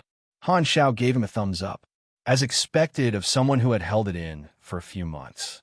The impact was strong enough, and it was even seasoned. With just one shot, two ordinary beyond grade as had lost their combat strength. If not for the fact that mental attacks had limited effect on dimensional consciousness entities, Kasui would have wanted to save this trump card for the Guardian's main body. Furthermore, Han Xiao and Jaze's bodies were filled with the Mech Legion, so their health and energy were suppressed. Only he maintained his full combat strength and could end the battle as quickly as possible. On the other side, the headquarters of the Superpower Security Department was already fully operational. All the upper echelons urgently entered the encrypted communication channel, sharing the surveillance footage of the warehouse area. Everyone was shocked and angry. They did not expect that these three daring criminals would actually use some kind of strange teleportation method to directly attack their headquarters. From the first day of the Superpower Security Department's establishment, this was the first time someone had attacked the headquarters. While everyone was furious, they also felt deeply confused. This group of people had lured the tiger away from the mountain and spent so much effort to attack the headquarters. What was their goal? It seemed like they wanted to steal something from the warehouse. No matter what the other party's goal is, we must not let them succeed. Everyone had the same determination. Many of the powerhouses in the headquarters rushed to the warehouse at full speed. When they saw the two warehouse guardians appear, they were happy for a moment, thinking that they could at least delay the enemy for a while. However, they did not expect that the next second, the two guardians would be beaten down. Seeing this scene, the faces of the many secretaries and deputy secretaries who were rushing over changed, and their expressions were very solemn. Kasui hid his strength too well. His combat strength is stronger than expected. Looking at all the psychics in history, his strength is one of the best. Just as everyone was in shock, the surveillance screen changed abruptly. Boom! One of the warehouses in Area 106 exploded, and powerful supers appeared out of thin air. Without saying a word, they charged straight at the three people who were attacking. This scene left everyone dumbfounded. Why is there another group? Who are these guys? I don't know any of them. Could they be the attackers' accomplices? It doesn't look like it. They seem to be enemies with the three attackers. They're fighting. Damn it. Do they think that they can enter our place whenever they want? Everyone was stunned, their heads full of question marks. However, although they did not know the background of the group of powerhouses that appeared later, seeing that this group of people was blocking the attackers, they could only temporarily assume that they were friends and not enemies. After the three of them defeated the obstructors, they continued to move forward. However, before the three of them reached Area 106, they felt 8 powerful energy waves descend out of thin air. Jaze narrowed his eyes. The Guardian and its doppelgangers are here. Eliminating external variables was the core mechanism of the Guardian. It only had a part of the rigid preset program left. As long as it detected that an outsider appeared within a certain range of the carrier, the Guardian's main body and doppelgangers would definitely descend and kill the outsider. This was its core mechanism, and it could not be violated. Their appearance can change at will. I don't know which one is the main body now, but it must be inside. Give me some time to distinguish it. Otherwise, we can only try our luck. Hearing Jay's words, Han Zhao's eyes flickered. No need. I should have a way to lock onto the other party's main body. As soon as he said that, Han Zhao released his main body's army camp. Large amounts of mechanical force burst out, and Mech Legion appeared one after another. The scene was like scattering beans to form soldiers, and a huge Mech Legion shot out from his body, instantly shattering the warehouse area. His maximum health that was suppressed to 5 million instantly bounced back, and his energy also recovered at the same time. Phew, comfortable. With the burden lifted, Han Zhao felt his entire body relax, and all the suppressed strength was recovered. Jace also quickly emptied his inventory, shooting out all the machines in his body and quickly setting up the battlefield. The next moment, 8 figures appeared in his vision and rapidly approached. Without saying anything, Han Zhao controlled the Mech Legion to cover the area with firepower. The 8 figures used their own methods to hold up different types of shields, and energy shockwaves exploded in midair. The combat information instantly flooded the screen. He opened the interface and took a quick look. The corners of his mouth curled up, and he decisively pointed at one of the figures. Found it. That's the main body. Distinguishing between real and fake was not difficult for him. The interface had long exposed the enemy's information. So fast. Jace was stunned and almost did not react. I haven't even seen any clues, and you've already locked onto the target? Why are you more efficient than me? A backdoor. Jace could not help but think of the previous 3 batches of outsiders. Other than the earliest batch, the other 2 batches had all fallen at this step. Because they could not distinguish the main body, they fell into a bitter battle and were finally annihilated by the directors of the Superpower Security Department. The outsiders this time are much more reliable than the previous 3 batches, especially Black Star. In his universe iteration, he should be a famous figure. Jace was secretly relieved. I'll leave the main body to you. I'll hold back the other doppelgangers. He did not doubt Han Zhao's judgment and directly controlled the army to entangle the 7 doppelgangers. He threw out a special targeted device, restraining the dimensional consciousness entity within the physical body. Although the other party could not violate the core mechanism, he had also taken precautions to ensure that the dimensional consciousness entity could not escape. Han Zhao also did not hesitate. He absorbed a part of the army and transformed into a medium-sized mechanical deity, launching a fierce attack on the Guardian's main body. Kasugi cooperated by the side, attacking the Guardian's main body while restraining the other 7 doppelgangers, creating space for Han Zhao to attack. The Guardian's main body was the incarnation of the dimensional consciousness entity, and it could control a portion of the dimensional energy. In order to kill the outsiders, it had temporarily created a physical body for itself. Due to the preset settings, it had extremely high combat strength, equivalent to the supreme level combatants here. Furthermore, it was the stronger type, and its energy was inexhaustible. Han Zhao naturally would not hold back. He went all out, and the Celestial Punishment Edge slashed open the energy shield of the Guardian's main body. Boom! The 11 Beyond grade as fought fiercely, and the aftermath of the explosion directly blew the entire warehouse into pieces. Countless debris and fragments floated in the universe. It was unknown how many unique universal treasures were destroyed in the explosion. Seeing the warehouse explode, the hearts of all the upper echelons of the Superpower Security Department almost stopped, and they felt blood rush up to their throats. Kill these attackers on the spot. Don't let any of them escape. The eyes of the department leader instantly turned red, and he roared furiously, almost going crazy.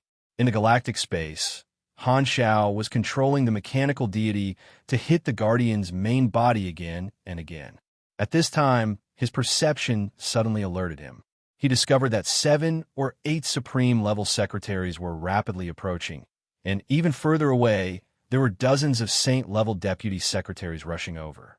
Before they arrived, all kinds of long-range attacks were launched, forming a colorful torrent of energy in the universe, attacking the mechanical deity from all angles. Amidst the brilliance, there was a fatal danger. Even if the information showed that Black Star's physique was amazing, many of the experts present did not believe that he could withstand the attacks of dozens of people. Han Xiao turned around and glanced at it, but he did not dodge. Instead, he suddenly threw out a strange prismatic device. This device suddenly shook in midair, and a strange wave suddenly spread out, forming a huge spherical domain that covered the area. The next second, the flow of time in the domain slowed down, and the members of the Superpower Security Department and their attacks all stagnated at the same time. Their movements became slow, as though they had activated a slow-motion function. Only Han Xiao, Kasuyi, and the Guardian were not affected. Even Jace himself was affected.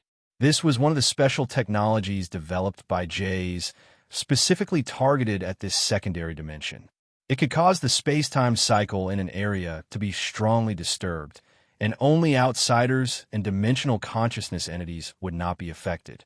If not for this technology, the plan to attack the Superpower Security Department would have been almost impossible to succeed. What kind of ability is this? Although the movements of the members of the Superpower Security Department present had slowed down, their thoughts were still running. Their anger turned into horror, and they were all frightened by this ability. Unable to move, they watched as the enemy ravaged their warehouse at will.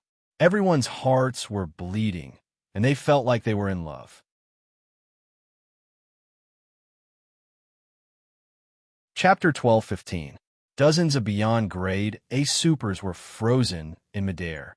The scene was spectacular, but Han Xiao and Kasuyi had no time to appreciate it. Both of them were focused on dealing with the Guardian. The duration of the interference was limited. Now was the time for explosive power. Before the effect of the interference device ended, if they could not kill the Guardian quickly, Han Xiao would have no choice but to use the king to escape with the other two. The more outsiders died in this secondary dimension, the more doppelgangers the Guardian would have. Now, it was the fourth batch, and the difficulty of the challenge had become extremely terrifying. One main body and 7 doppelgangers were not affected and could still move freely. Even though Kasuyi took the initiative to restrain the doppelgangers, he had limited energy and could not take care of all aspects. From time to time, the doppelganger's attacks would pass through his defense and land on Han Xiao's mechanical deity. In order to maintain his output, Han Xiao did not dodge the attacks at all and took all of them head-on. He did not defend at all, completely exchanging damage for damage. It was as if he had caught an unlucky guy in a group fight and beat him up. Relying on his tankiness, not only did these attacks not pose much of a threat to him, but they also increased the speed at which he stacked temporary attribute bonuses, increasing his output. At this moment, he did not hold back at all and used all his explosive abilities. The mechanical deity and the mech legion had completely entered berserk mode. All the mechanics overload abilities were activated, and the true damage of legendary battle technique was constantly triggered. There was also a divine skill, painful revenge, that was even more lethal. For every 3% of his health points lost, it could cause 5% of his health points in melee damage. All of these were stacked on the slash of the Celestial Punishment Edge. This ability came from the Dark Star leader. Back then, he was still a Calamity grade with less than a few 100,000 HP. Now, he had become a beyond grade A monster with more than 40 million HP. Even if each attack could only cause 5% damage, it was still an additional 600,000 damage. Furthermore, in order to keep taking hits to recover his MP, Han Xiao had been controlling the weapons in the mechanical deity to fire at his main body. His HP dropped and rose repeatedly, allowing this skill to be triggered continuously. Even if this normal damage would be reduced by shields and resistances, it would not be able to cover the lethality of painful revenge. The power of each attack was far beyond a normal beyond grade A killer move. Coupled with the bonuses from a machinery faith, the 10 stacks of God's Trait Transformation, Fearless Heart, Polar Channel Flow, Blood Rage, the bonuses from a mini gold grade mechanical equipment, and the explosive increase in attributes after the level 340 promotion. Even Han Xiao himself did not know how terrifying his damage would be when he went all out. Under the concentrated fire of the mechanical deity and the mech legion, the energy shield summoned by the Guardian's main body basically exploded as soon as it appeared, and its health dropped rapidly. Although it was a dimensional consciousness body and had inexhaustible energy, its own strength limited its energy output. The speed at which it replenished its energy shield could not keep up with Han Zhao's destructive efficiency at all. If it was a life form with normal thinking, it would naturally understand that it was no match for Han Zhao and would not fight to the death. It would definitely start to look for a way out. However, the Guardian's main body did not have any emotions and would only act according to the incomplete preset program. It could not go against the core mechanism, and it would not escape. It would only fight to the death. The only advantage of the Guardian's main body was its flexibility. It was like a fish in water in its own home ground. Han Zhao's void talent was temporarily frozen, so he could not use various flash methods. Instead, he could not keep up with the opponent's speed. Most of the Mech Legion's long-range attacks were dodged by the agile Guardian's main body. A lot of damage is wasted. It has certain characteristics of an energy body, and its health recovery speed is also very fast. If this drags on, my success rate of killing it before the interference device loses its effect is probably only about 40%. That's a bit low. I haven't used Gene Liberation yet, and the cooldown is relatively long. I should only have time to use it once. I need to maximize my damage output. Han Zhao's actions of pouring firepower did not stop. His eyes moved slightly. It seems like I can only use my traditional skills. With that in mind, the mechanical deity suddenly disintegrated and turned back into the Mech Legion. Han Zhao's main body came out, opened his arms, and revealed his weak body to the fullest, tempting the rigid Guardian's main body.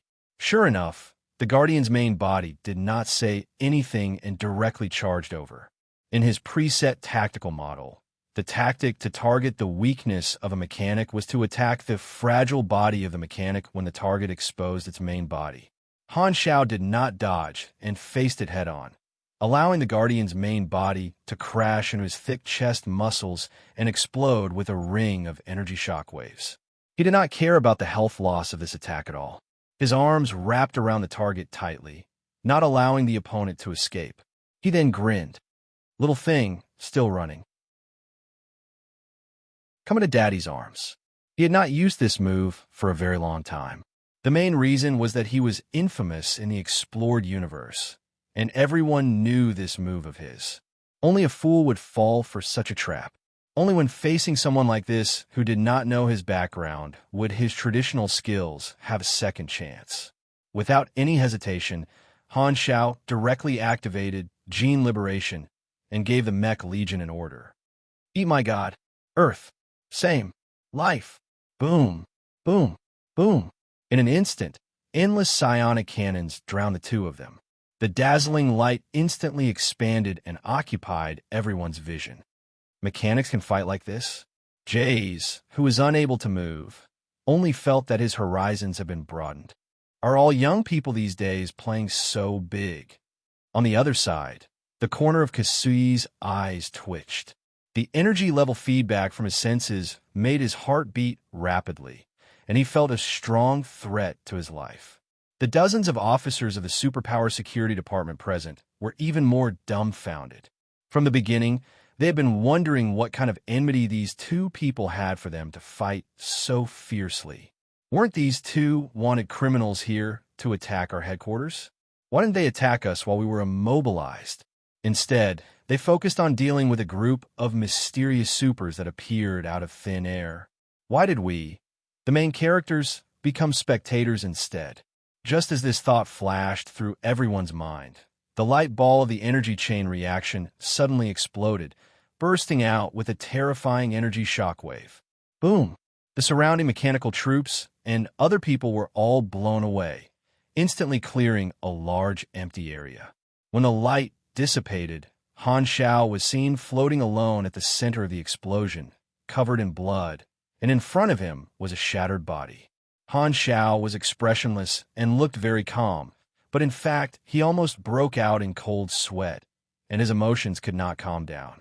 F*CK, that was close. I didn't know that my attack power had reached such a level. I almost sent myself away. Just now, his luck had exploded to the maximum damage increase range of Gene Liberation with a 20% chance. The lethality of the Mech Legion's explosion had also shocked him, and the large fluctuation of his HP made his heart skip a beat. The scale of the army I can control now is very large, and the attack power is completely different from before. I have to be careful when using this move in the future. Otherwise, it will really end in mutual destruction one day. Han Shao patted his chest and secretly heaved a sigh of relief. Even he was in such a dangerous situation, and the Guardian's main body was even more tragic, dying on the spot. From the battle to its death, it did not even leave behind any last words, although it would not say anything. You killed it just like that. Kasui's eyes widened. He had thought that he would have to go through a tough battle, but he did not expect Black Star's lethality to be so terrifying. He had eliminated the target in just a few moves, and the efficiency was frightening. Although he did not say it explicitly, his tone undoubtedly revealed his thoughts. It was done so easily. Hearing Kasui's words, Han Shao knew what he was thinking and said in annoyance. You think it's easy because I'm strong. If it were you, we would definitely have to run away today. Even an ordinary peak beyond grade, it would have a slim chance of survival in such a situation. Only an anomaly like him could easily complete this round of the mission. The communication between the two of them in the mental channel only lasted for a split second. At this moment, the chain reaction of the destruction of the dimensional consciousness body appeared. The remains of the Guardian's main body automatically disintegrated into dust-like particles and dissipated in an instant. With it, as the center, the same signs appeared in the surrounding space. The affected area continued to spread in all directions, as if a singularity had collapsed. The entire dimension began to collapse in a chain, and the visual effect was as if a certain director of a universe family planning office had snapped his fingers. The space-time loop phantom of this mutated information form was like a precision instrument that barely maintained its balance, and the dimensional consciousness body was the core component. At this moment, there was a problem with the core, and the entire instrument stopped operating. The balance was broken, and it began to report faults, causing a chain of disintegration. Only Han Shao and Kasui, the two outsiders and the things they brought in from the outside, were not affected. The other substances that belonged to this space-time loop were disintegrating. The first to bear the brunt was the mechanical army and the other 7 Guardian avatars that were created in the past few months. They were annihilated and evaporated in front of everyone's eyes. The foundation of the space-time loop was disrupted, and the effect of the interference device also failed. When the many members of the Superpower Security Department saw this scene, they were all shocked and wanted to continue to encircle the two of them. However, the body of the nearest Director General also began to disintegrate automatically. Under everyone's horrified gaze, this person turned into ashes in the blink of an eye. His supreme combat strength was of no use at all. What's going on? What have you done? Run. You'll die. Everyone present was extremely shocked.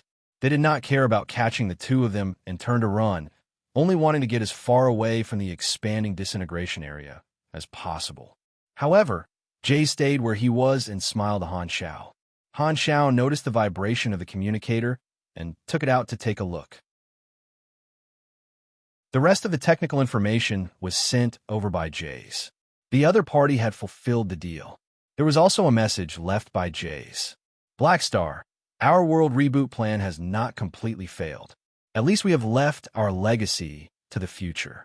I know that you have a certain level of vigilance against me, and I admit that I do have extra selfishness. Now that things have come to this, there is no need to hide it from you. I will teach you all my knowledge. It's both a deal and an experiment. Do you remember the mechanism of the sanctum that I told you about? Resurrecting a beyond grade, it requires a medium with target information, and you, who have inherited the knowledge, may be able to become my medium. If one day you successfully communicate with the resurrection function of the sanctum, please try to resurrect me and see if you can cross the iterations. Whether you succeed or fail, It will be a valuable piece of information for you. However, even if the resurrection is successful, I will not retain the memories in the loop. It will be a brand new me. This should be the last time we meet. Although the time we spent together was short, I am very happy to meet you, the successor of the iteration. After reading the message, Han Xiao looked up and saw Jays with a relieved smile on his face. His body gradually turned into ashes and disappeared without a trace. Looking at this scene, Han Xiao silently chewed on this word. Successor.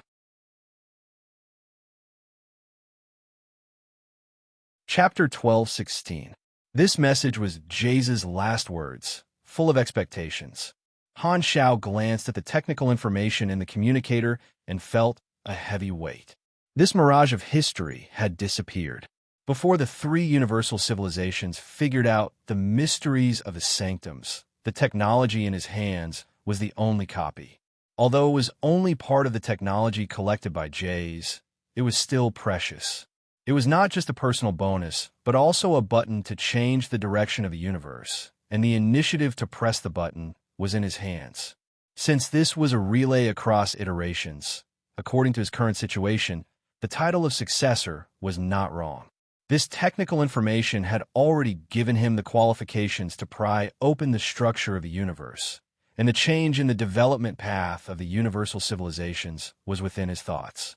If he chose to take on such a mission, then what to do with this technical information would become a problem.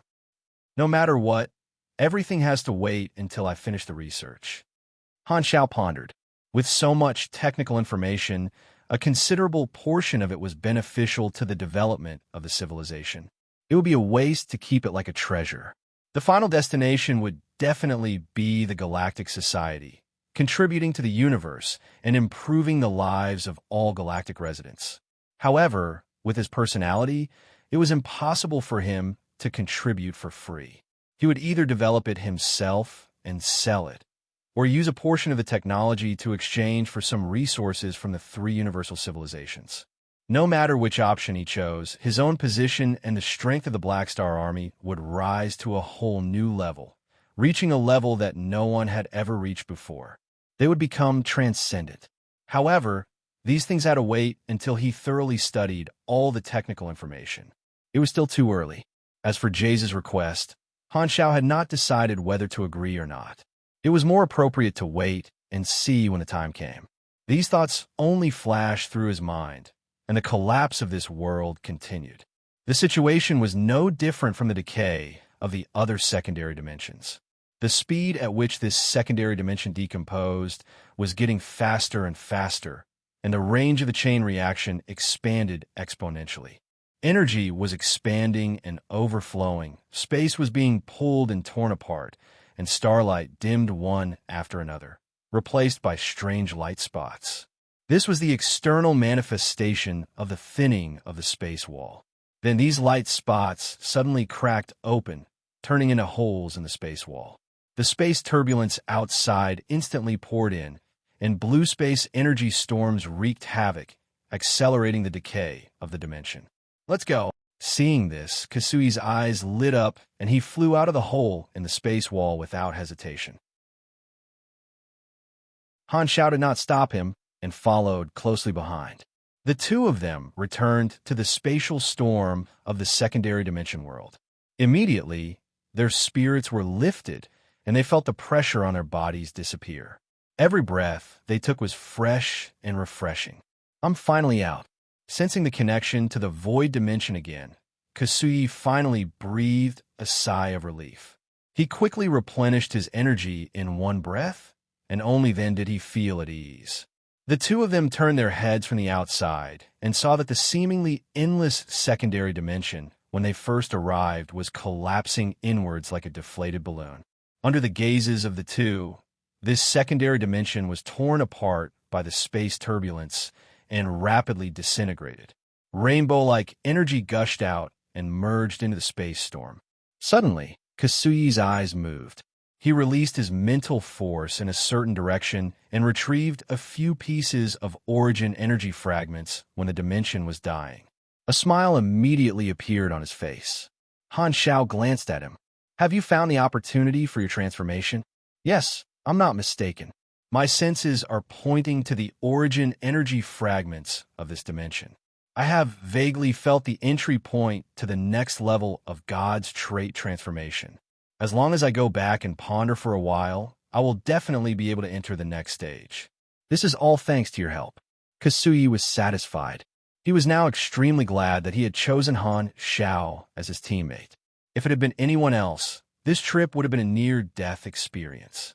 However, bringing along Han Xiao was a daunting experience without any danger. Although this person was shameless, he was too reliable. Congratulations, congratulations. Han Xiao said a few polite words, then pointed to the origin energy fragments. Everyone has a share. How about you give me one? Hey, you're really thick-skinned. You took all of Jay's technical information for yourself, and now you dare to say that everyone has a share. With a look of disgust, Kasuyi casually threw a piece of origin energy fragment to Han Xiao.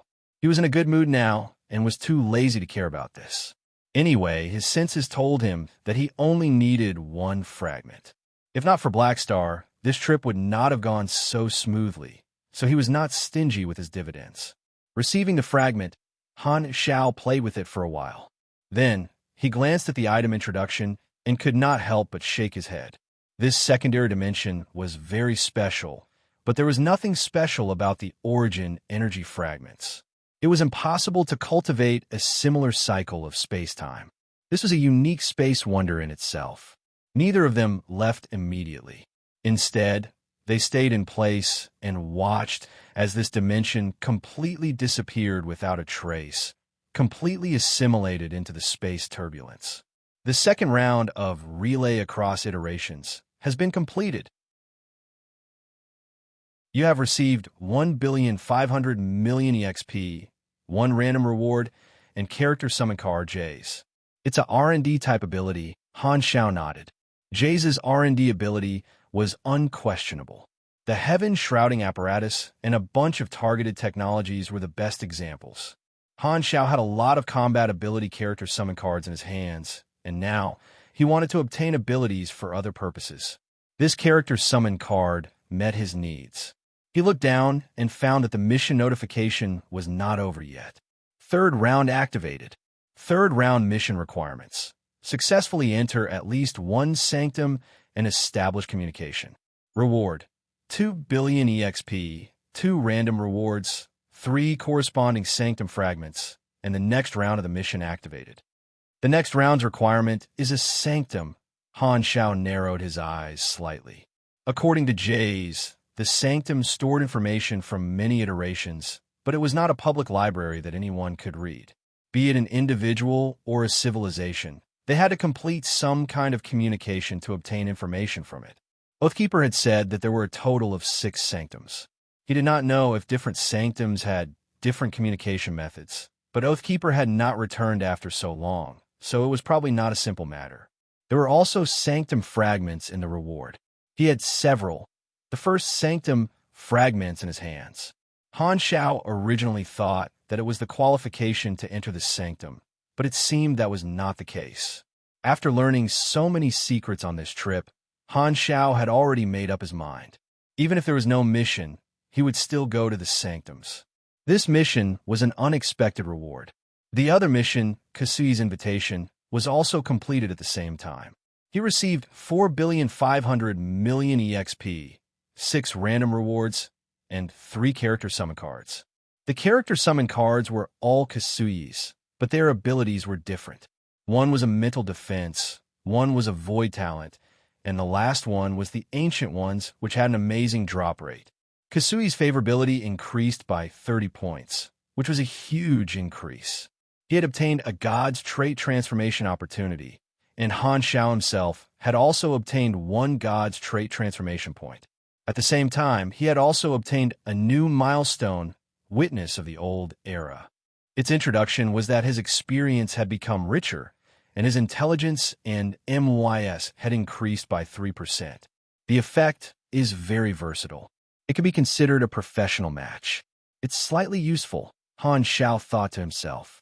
Just as he was browsing through the mission rewards, Kasui's question suddenly sounded in his mind, and he had mixed feelings. What are you going to do next? Turning around, he saw that Kasui's expression was rather complicated. Witnessing the disappearance of the last iteration of a universe in front of his eyes, Kasui felt both emotional and regretful. He only felt that this adventure was like a dream. Han Shao knew what Kasui was asking. He shook his head and said, "I'll keep these technologies and do my own research first. Now is not the time to expose these secrets." That's right. The iteration of the universe is still too far away from us. That's something the three universal civilizations should consider. Although a beyond grade A is a powerful individual, it's still very insignificant in this situation. Kasui sighed and said, "Anyway, the technical information is in your hands. You have the initiative. What you do is your business, and it has nothing to do with me." Han Shao raised his brows and did not say anything, only staring at him with shining eyes. Sensing Han Zhao's meaningful gaze, Kasui understood the meaning behind this gaze and laughed. "Don't worry. Although I'm also an insider, I won't ask for trouble. Once this information is revealed to outsiders, I won't be able to stay out of it, and you'll come looking for me. You also don't have to worry about me reporting to the Arcane Church. I'm not familiar with them." During this joint operation, Kasui had once again refreshed his judgment of Han Zhao's strength. He was shocked, so he did not want to fall out with Han Shao at all. Only the two of them knew about this information. If it was leaked, Black Star would immediately know that it was him who did it. In his opinion, it was better to avoid trouble. Unlike Old Manison, who wanted to make big news, Kasui preferred to stay out of trouble. Furthermore, he was not a direct descendant of the Arcane Church, so he had no intention of reporting it. If he was so loyal to Ethereal, he would not have gone easy on them during the rescue of Hela. Han Shao nodded, changed the topic, and frowned. "You've seen the situation of the Beyond Grade, as under the rule of the Celestial Star Alliance. The Sanctums are our lifeline and cannot be monopolized by the advanced civilizations. Otherwise, we'll repeat the same mistake." Hearing this, Kasui's expression also became serious. With this experience, he had deeply realized that the Beyond Grade as were bound together for good or ill, so he was very concerned about this issue. "You're right. The three universal civilizations will research to this point sooner or later. Since we know the significance of the Sanctums in advance, we should plan ahead." Han Shao pondered and said, "In order to avoid becoming like the Celestial Star Alliance, we Beyond Grade as have to take control of the Sanctums ourselves. Fortunately, we've already established a Beyond Grade A association. Individuals are unreliable, and only the association is qualified to take on this responsibility. This way, the future Beyond Grade as will not need to give up their freedom and beg the advanced civilizations for mercy. You did have foresight when you promoted the establishment of the association back then." Kasui agreed. "I didn't expect that the association would be of such great use to me, either." Han Shao grinned to himself. "Ahem. In short, I have some clues about the Sanctums in my hands. After some time, I'll start investigating.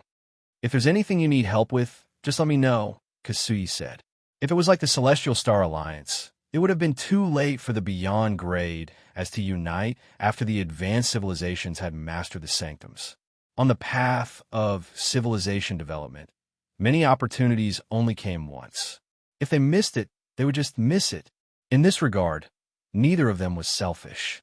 The Sanctums were the lifeline of the Beyond Grade and monopolizing them would make them the enemy of all the Beyond Grade as in the entire universe.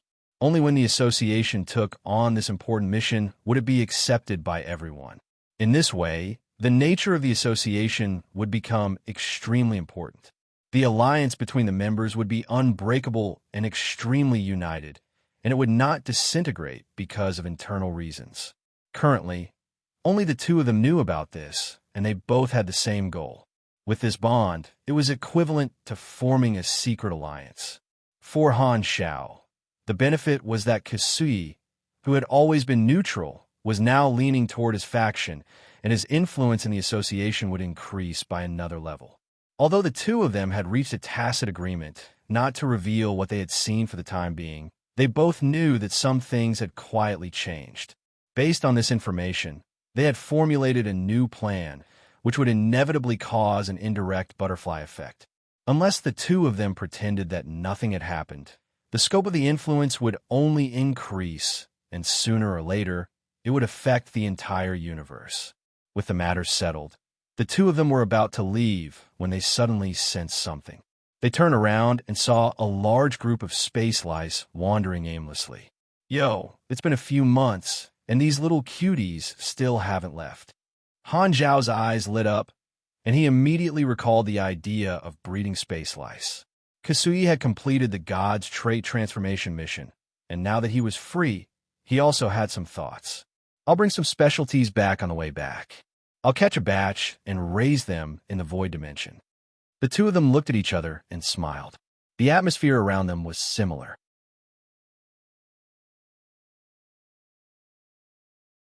Chapter 12:17. The last time I took a leave of absence was 2 months ago. I feel that this leave period is still quite long. P.S. Speaking of which, I've been paying attention to the epidemic for the past 2 months. Occasionally, I'll sigh. A seemingly stable life can't withstand storm. After seeing the Western scenery, it's already a blessing to be born in China. Take a day off for godly mechanic. Please wait for a moment. After the content is updated, please refresh the page to get the latest update.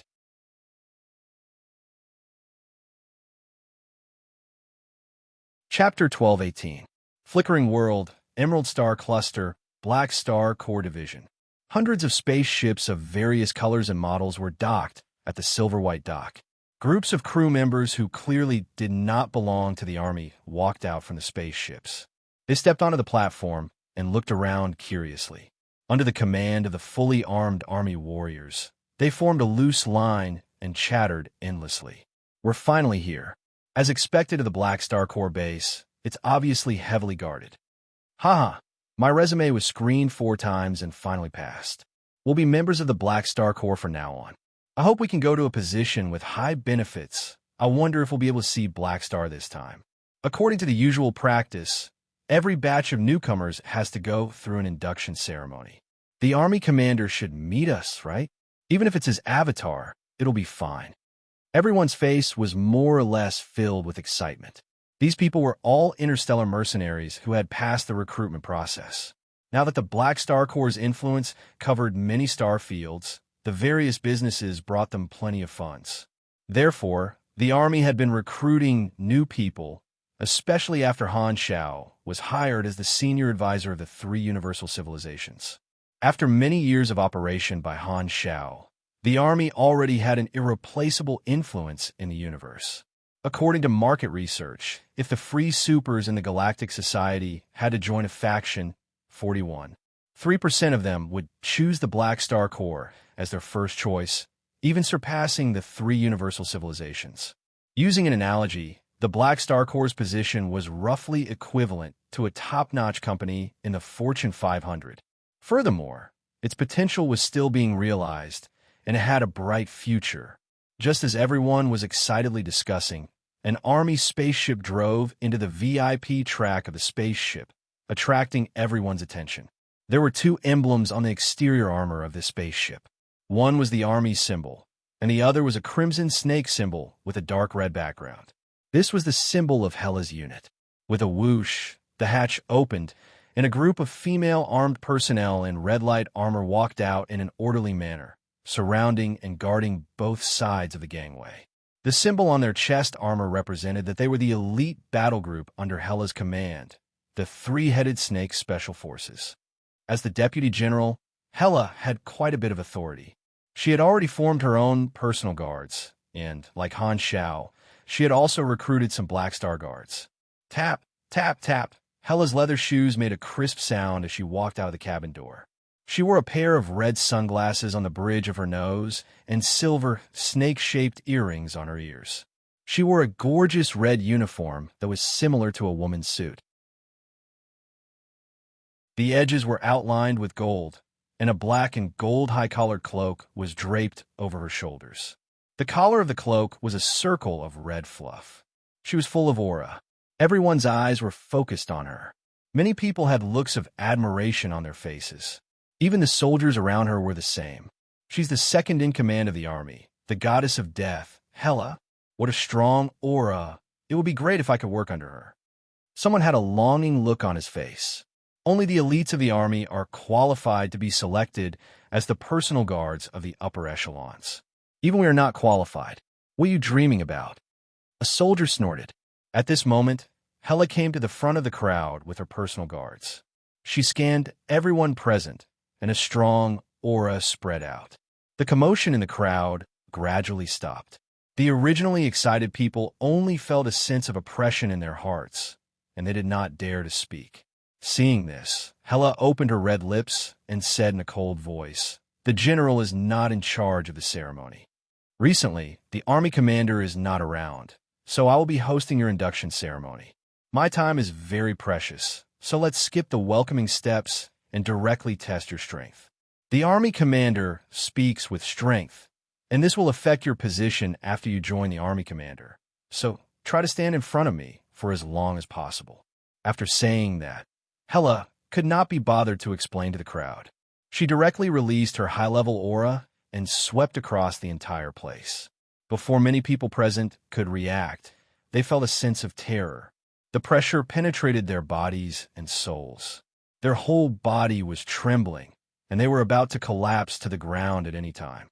Plop, plop. Groups of people could not withstand Hela's high-level aura and collapsed. The one who lasted the longest was only 30 seconds. Their faces were filled with fear, and they gasped for breath as if they were about to drown. Seeing this, Hela retracted her aura, looked at her watch, and said calmly, "Those who stand in the top 10% can be the squad leader. As for the rest, Philip will automatically assign positions based on your performance just now. You will be in your positions immediately. Adjourn." Then, she did not even look at the people who had collapsed to the ground. She turned around and entered the base with her personal guards. Normally, the induction ceremony for the newcomers would introduce the history of the army to cultivate a sense of belonging. Hela did not have the time to do that.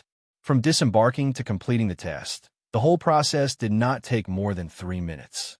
Halfway there, Hela took out her communicator, summoned Philip, and asked with a frown, "Can you contact Black Star?" "No, hum." Philip lowered his head and tapped his fingers together guiltily. "Where the hell did this guy run off to?" "I actually lost contact with him for several months." Hela's face was gloomy. She knew that Han Shao had run to the secondary dimensions and was not convenient to contact, but even so, Han Shao and Philip's main program should not have broken the connection. However, just a few months ago, Philip had said that Han Shao had completely lost contact and could not be contacted through any means. Hela immediately became vigilant and could not help but think of the Holy Covenant organization she had encountered in the secondary dimensions. Could it be that the army commander was ambushed again? Why does it not seem surprising at all? In order to not cause unrest in the army and suspicion of the outside world, she had asked Philip to seal the news. On the surface, she maintained the operation of the army, but behind the scenes, she had secretly invested resources to investigate Black Star's whereabouts. Han Shao was the soul of the army. Once he lost contact, the army's beyond grade as became much weaker. Hela could only temporarily shoulder the burden, stop training, and return from the underworld to oversee the army. After a few months without any news, Hela was secretly anxious. She had already decided that if there was still no news in 3 months, she would call Ames and enter the secondary dimensions to look for Han Shao. Suddenly, Hela's footsteps paused, and a strange expression appeared on her face. "You guys wait for orders. I have something to do, so I'll leave first." After saying this, her figure suddenly disappeared, leaving the personal guards looking at each other in dismay. At the same time, Hela's figure appeared in the underworld dimension, and the earth goddess Onisalu appeared. "Why did you call me?" "I found a group of strange creatures approaching the underworld. They seem to be universal creatures that live in space storms. You know, monsters born in such environments are not easy to deal with. I'm afraid they're species that feed on secondary dimensions." Onisalu expressed her concern. Hela frowned slightly. She was now connected to the underworld, so protecting the underworld was her duty. I'll go fight them off. She leaped up, turned into a red meteor, and flew out of the space wall, following Onisalu's instructions. However, she did not go far, only guarding the direction of the enemy.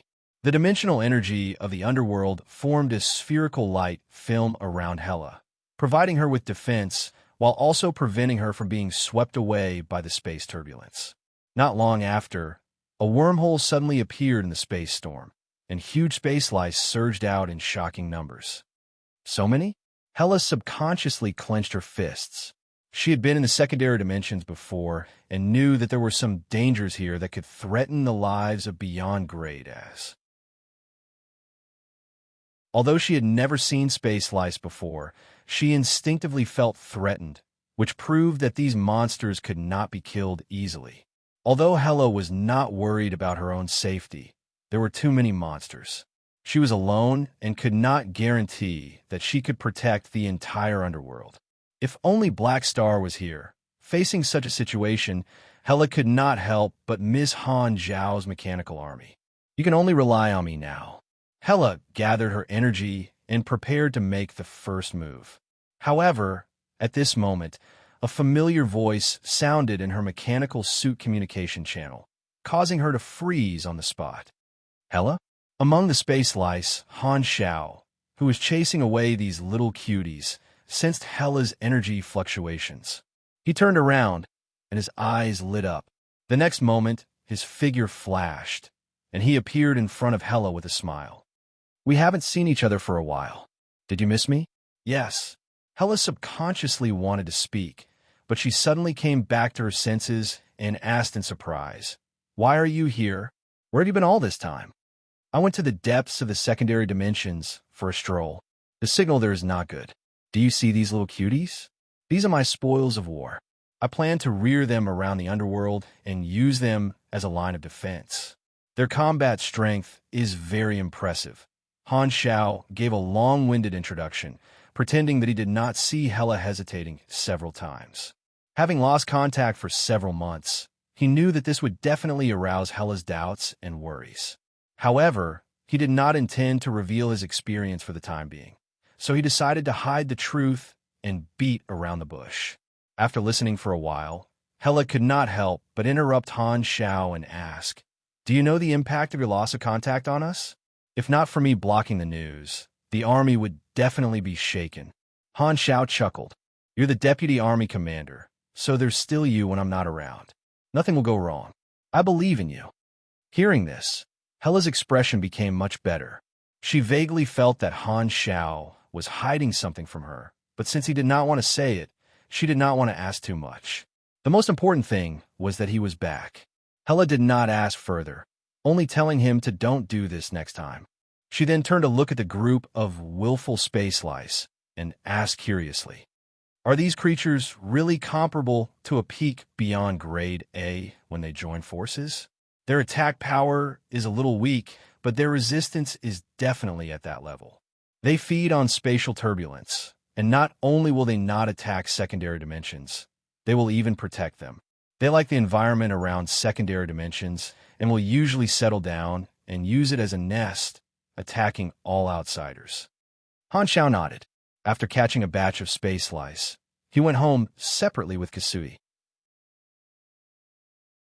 On the way, he did some research and figured out some of the habits of the space lice. They could coexist harmoniously with secondary dimensions and were very suitable for guarding homes. They were simply natural guards, and placing them in the underworld would increase the safety of this place. All right, as long as there's no danger, let's keep them here. I have no objections. Hela nodded in agreement. After thinking for a while, she said, Teacher came to find you 3 times, but I stopped her. Remember to talk to her. Okay. Han Zhao nodded and asked, By the way, how was the situation in the association when I was not around? Same old. No changes.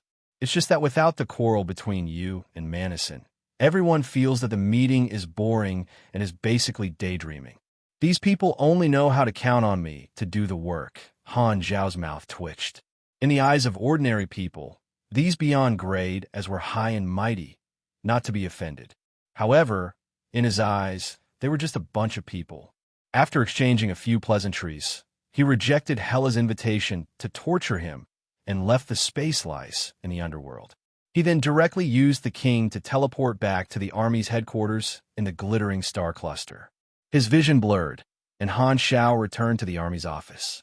He immediately saw Sylvia sitting in his seat with her legs crossed. Sylvia was shocked that there was suddenly someone in the room. However, after seeing that it was Han Shao, she calmed down. Her eyes moved, and not only did she not stand up, she even purposely put her long legs on the table, snorted, and said in a weird tone, "Don't worry." "Yo, isn't this your Excellency Black Star? You still know to come back? I thought you had already forgotten about us." Han Shao did not mind. He walked up to Sylvia, patted Sylvia's head with a smile, and felt the volume of her hair with a smile. Looks like you've been working very hard these past few months. It's been hard on you. Get lost." Sylvia slapped Han Zhao's hand away, got up, and moved aside. "I haven't been able to contact you these past few months, so there's a huge backlog of work waiting for your instructions. Hurry up and deal with it. I'm waiting for it." Then, she could not be bothered with Han Shao and turned to leave. When she reached the door, she suddenly thought of something and turned back. She took the coat on the back of the chair and the gold-rimmed glasses on the table, rolled her eyes at Han Shao, and opened the door to leave. "TSK, you're quite resentful." Han Shao curled his lips. Of course, he would not argue with a bald baby at home. He had gained a lot from this trip. He had learned a lot of secrets of the universe and greatly expanded his knowledge. To him, returning to the explored universe felt like a lifetime had passed. However, in the eyes of the army officers, it had only been a few months. Other than a few people, the others were not curious about where he had gone at all. Han Shao reconnected to Philip and encrypted all the information he had recorded during this trip. This technological treasure was simply too rich. Even a peak beyond grade, like him would need at least 10 years to digest it. He would not be able to finish studying it in a short period of time. Although awakening points and experience could speed up the progress of his research, it was more or less a waste to use them on this. After all, it would be difficult to replenish them before the next version arrived. It just so happened that version 4.0 was not far away. He had time to digest it slowly, so he was not in a hurry. He found a housework robot and sprayed an air freshener in the room, dispelling the elegant body scent that Sylvia had left behind. Then he sat back in his seat and logged onto the forums to check on the player's movements as he dealt with the backlog of work. A few months had passed, and the 4th season of the Pro League had already progressed to the international arena, reaching the quarterfinals. This time, China had 2 teams that had advanced. One was the most consistent team among the powerhouses, Dynasty, and the other was Rivervale. After 3 seasons of the Pro League, Rivervale was no longer a dark horse, but a stable powerhouse team. The international group stage that had already ended was the most dangerous part of the competition schedule. The crazy sniping of the Chinese clubs for various countries was still effective, resulting in 1 fewer Chinese team qualified for the quarterfinals this time. However, looking at it from another perspective, the clubs from various countries spared no effort to stop the Chinese teams. Some teams were willing to give up points to fight the Chinese teams until both sides suffered heavy losses. In such an environment, 2 Chinese teams still managed to qualify, which was a gratifying result. Now, the hopes of the entire village were on Dynasty and Rivervale. As long as either team won the championship, they would achieve the achievement of 3 consecutive Chinese championships. None of the other teams in the quarterfinals wanted to see such an outcome. However, in the quarterfinals, it would be a head-to-head battle and could not be surrounded like in the group stage. Those tactics and small tricks would be useless. They could only rely on their own strength. In the quarterfinals, the end of the Pro League is not far away.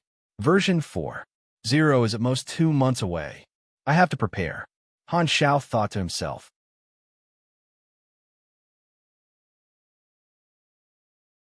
Chapter 12:19. In his previous life, version 5.0 was the calamity of the supers. With the return of the beyond grade, as the conflict between the supers and ordinary people intensified, the appearance of the calamity grade players, and the supercluster civilization's unwillingness to lose the war, the explored universe, which had only stabilized for a few years, fell into turmoil once again. Under his influence, there were too many variables, and the specific changes in the next version were hard to predict.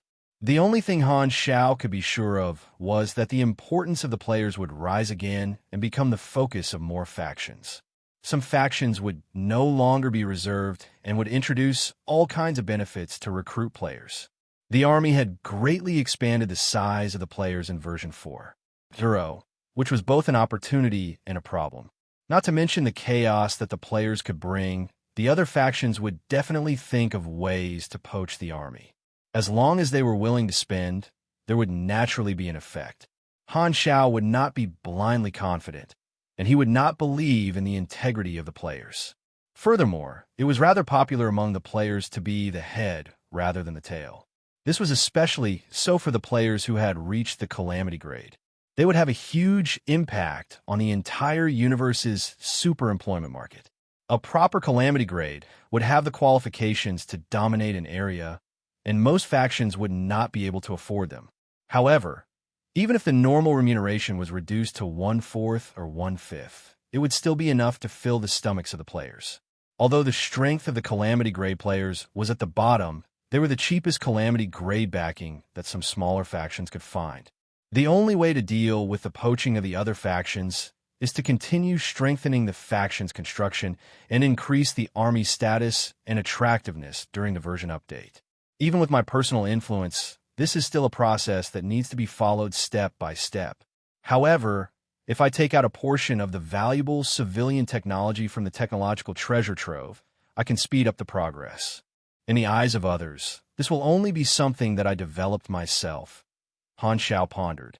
The army's operations in the Shattered Star Ring and the Flickering World were already on the right track, and there was limited room for improvement.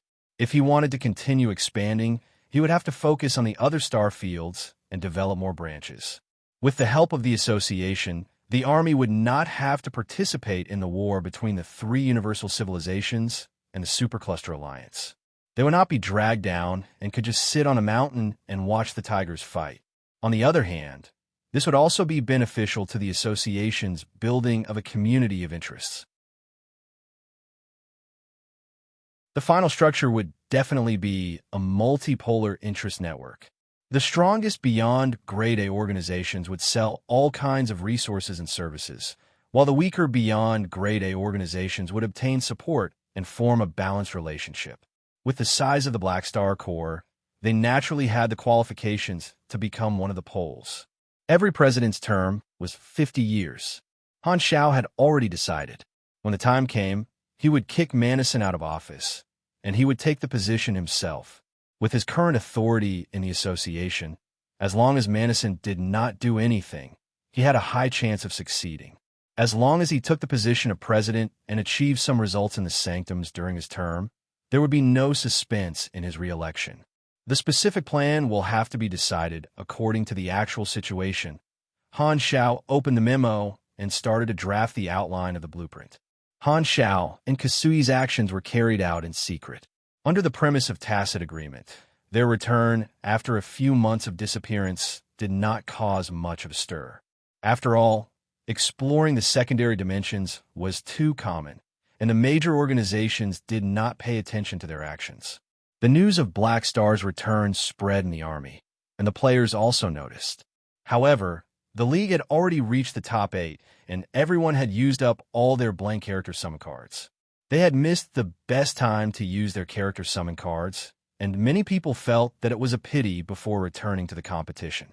Since the opening of version 4.0, the major clubs in China had enjoyed the development benefits of the Black Star Corps and made a lot of money. The better the development of the official guilds, the more support they would give to the professional teams. Currently, the first-tier professional teams in China were basically T0 and T1 level existences in the international arena. Their strength was outstanding, and their performance in the top 8 was very strong. Because of the encirclement, the major teams in China found it difficult to control their points. Dynasty and Rivervale entered the top 8 with the 2nd and 5th points, respectively. After a fierce battle of 3 wins out of 5, they defeated their opponents with a score of 3 o'clock and 3-1, respectively. They entered the semifinals and successfully occupied 2 spots, which meant that they could at least get 3rd place. However, after 3 versions, the Chinese players had set their sights high, and no one was satisfied with a mere 3rd place. The only goal of many players was to win 3 consecutive championships. Other than that, there was no other goal in this league. The semifinals were decided by drawing lots. Before the list was released, the Chinese players on the forums were divided into 2 factions. One side hoped that Dynasty and Rivervale would both draw other opponents, while the other side hoped that Dynasty and Rivervale would meet in the semifinals. The root of the problem was the collision of 2 mentalities. Would they meet in the finals, or would they enter the finals? It would be ideal if Dynasty and Rivervale could defeat their opponents respectively. However, what if both teams were defeated? Although one of them would have to stop in the top 4 to enter the finals, they could still retain some of their strength. Dynasty was too important to win 3 consecutive championships, and many Chinese players could not help but support such a plan. Under the prayers of the 2 factions, the semifinals list was released. Both teams did not meet. Dynasty's opponent was the North American thunderous python, while Rivervale's opponent was the Korean kimchi. The Chinese players who supported the idea of meeting in the finals got what they wanted. However, just like the other faction, they were worried that both teams would be defeated. As the saying goes, you will only know what you want the moment you toss the coin. In the end, most of them realized that although they were talking about meeting in the finals, deep down in their hearts, they still wanted to enter the finals. However, after a few rounds of the competition, their worries turned into nervousness. Dynasty and Thunderous Python were both T0 teams, and the various guilds had given them their full support. Due to the existence of the version limit, both teams had reached their limits. The only thing that mattered now was their strategy, lineup, and improvisation. Under such circumstances, the outcome of the battle was uncertain, and no one could win for sure. Both sides gave it their all. Dynasty was 1 step behind and lost with a score of 2-3. They were unable to advance to the finals. Their plan of representing the finals fell through, and they were unable to replicate the situation from the previous season. On the other hand, Rivervale performed at a high level and qualified with a score of 3-1. They defeated Kimchi and carried the hopes of the entire village. As the saying goes, every version is a god. The mechanic class would gradually become more powerful in the middle and late stages of the game. Furthermore, due to the restriction of the version limit, the ability to continuously increase their strength by burning money became more and more popular among the professional teams. Rivervale was a team with the mechanic class as their main force. In the previous Pro League, Rivervale defeated the key team with great difficulty in the semifinals and successfully allowed the Chinese teams to meet in the finals. Although they did not win the championship, they still received countless praises. This time, they truly had a chance to win the championship and shoulder the hopes of the Chinese players once again. The date of the finals was set to be a few days later. The forums were extremely lively, and countless bets were opened. Outside of the players' vision, the Beyond Grade A Association's new regular meeting was held. Planet Finn, Beyond Grade A Development Union Headquarters. Remote projections of Beyond Grade as descended on the venue, walked into the round table conference room, took their seats, and chatted with their neighbors. Manison sat on the president's seat, looked at this harmonious scene, then glanced at the empty vice president's seat. He felt that the air was so fresh, and the atmosphere was so relaxed. Right at this moment, an untimely voice suddenly sounded from outside the door, breaking this harmonious peace. "Hee, I'm back. Did anyone miss me?" Hearing the familiar voice, everyone turned around and saw Han Xiao, who had disappeared for a few months, appear again, walking into the conference room with an annoying smile. "Yo, Black Star is back. I haven't seen you in a few months. You look good. Where'd you been all this time? You didn't even tell us." As soon as they saw Han Xiao, many people laughed and greeted him.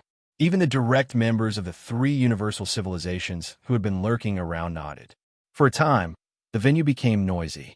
Han Xiao was now quite popular in the Beyond Grade A circle and had a good relationship with most people. He smiled and responded to the crowd, returned to his seat, and sat down. He turned to look at Madison and joked, "I heard you've been very comfortable in the past few months." "It's fine, I'm back." Madison was expressionless, looked straight ahead, and turned a deaf ear. Ever since Han Xiao appeared, he had put on a simpering face. Seeing this, the Beyond Grade as present all perked up. Their eyes moved back and forth between the two of them, looking like they were watching a good show. The meeting would not be complete without the quarrel between the president and vice president. The meetings in the past few months had been too plain, and everyone was drowsy from the meetings. Now that Black Star was finally back, they could finally enjoy the show that was reserved for the association. Immediately, no one was distracted. At this time, Kasuyi also came. After greeting them, he returned to his seat. Everyone could not help but look at him suspiciously. The two of them had disappeared for a few months, and now they appeared at the same time. Madison also looked at Kasuyi a few more times, suppressed the doubts in his heart, and did not ask on the spot. He looked around, coughed twice, and said, "Since everyone is here, let's start the meeting." Before he could finish, Han Xiao immediately raised his hand. "I have something to say." Madison was interrupted, but he was not angry at all. He was already used to it. As long as Black Star was around, he had never been able to finish his sentence. Instead, everyone's eyes lit up. It's coming again. Black Star is indeed the source of our joy. He's so dedicated." Han Xiao looked around. Seeing that everyone was waiting for him to continue, he turned around, pointed at Madison, and said with a deep voice, "After thinking about it, I've been thinking about it for a long time. The more I think about it, the more I feel that Madison's felon technology is not conducive to the unity of the Beyond Grade as. The modifications are too much. I think Madison should take the initiative to give up this technology and release the other felons." Madison was furious when he heard this. Everyone already knew about this.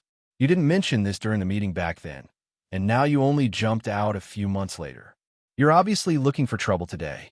The request to give up the felon technology was obviously a fantasy. Black Star knew that there would be no result from this topic, but he still brought it up. In Madison's eyes, he was just deliberately looking for trouble. "Black Star, can you be more shameless? How long ago was this?" Madison yelled, "What's wrong? We don't have a prosecution period. If you can do it, why can't I say it?" Han Xiao shrugged. "Ask everyone here. Who doesn't have a problem with this?" "That's right.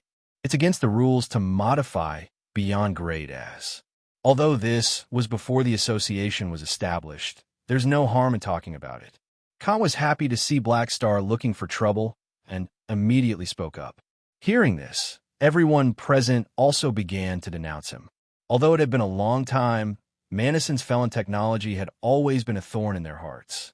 Usually, everyone had a tacit understanding and did not talk about it, but now that someone was looking for trouble, they did not mind making a fuss, mainly to provide firepower support to Black Star. Madison's eyelids twitched, and he said with a deep voice, "Enough. Black Star only knows how to mess around. But why are you guys joining in the fun? That's not right. What do you mean by messing around?" Han Xiao crossed his arms and pretended to be serious. "As long as you're still doing something that goes against morality, we have the right to criticize you. Even if you can't control your greed and are unwilling to give up this technology, you should at least apologize." "Apologize to who?" "They're my trophies to begin with. I have the right to do whatever I want with them." "I've never heard of apologizing to captives," Madison said coldly. "Don't apologize to them, apologize to us. You destroyed the unity of the association, and most importantly, you hurt everyone's hearts," Han Xiao said with a straight face. Madison was about to curse, but at this moment, the silent Kasuyi suddenly echoed. "Mecha Empire, your actions are indeed not conducive to the unity of the association." As soon as he said that, everyone was shocked. The originally noisy environment instantly quieted down. Everyone present stared at Kasuyi in unison, feeling bewildered. Kasuyi had always been neutral in the regular meetings and did not help either side. Furthermore, he had been friends with Manison for many years. Why would he suddenly hit him when he was down and help Blackstar? Manison was also stunned. Olku was actually helping Blackstar against me. When did they get so close? Are we no longer friends who play together? The two of them disappeared for a few months. What did they do together for their relationship to warm up so quickly? He stared at Kasui's calm face in disbelief.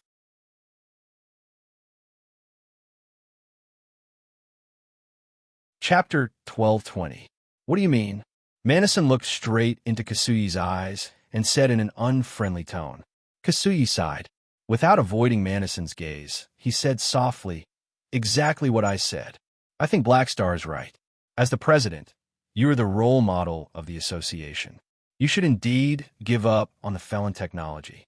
Although this is a historical issue before the establishment of the association, we are now advocating class unity. If we go overboard with the changes, everyone will feel uncomfortable. Manison narrowed his eyes. This seemed to be a premeditated action. If Blackstar and Kasuyi had secretly colluded, they would deliberately make things difficult today to show the other party's growing influence and at the same time attack his prestige. This would further make him a figurehead. Of course, there was also another possibility. Perhaps Kasuyi was only concerned about the matter and not the person, and simply had a problem with the felon technology. Manison had known this old friend for many years and knew that the other party did not like to offend people. There might be other reasons for his direct confrontation. Furthermore, Olku was not so easily bought over. Manison could not believe that Blackstar had only used a few months to form a deep friendship with Kasuyi. He was more willing to believe in the latter possibility. It's also possible that Blackstar has something on him. I'll ask him after the meeting. Manison quickly adjusted his state of mind, looked away, and said expressionlessly, what I choose to do is mine. There won't be any results if we continue discussing this topic. Let's not waste time. Let's have a proper meeting. The felons were his trump card. Everyone present knew that forcing him to abdicate would not make him compromise. Most of them were just adding fuel to the fire. No one really thought that it would work. However, this move undoubtedly played into Blackstar's plan. He believed that he would not give up on the felon technology and forced him to make such a statement. This way, it would at least intensify the majority of the members' dissatisfaction with him and indirectly reduce his prestige as the president. It cannot be helped. After all, the felon technology itself was criticized. Blackstar's space-time amber could only be considered a prison, and it was extremely safe.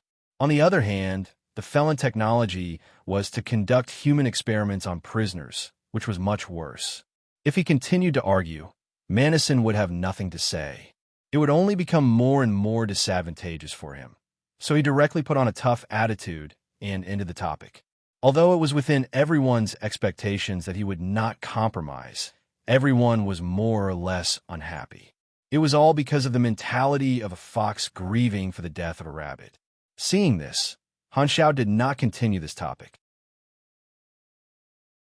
Since the other party had already made his stance clear, there would be no result no matter what.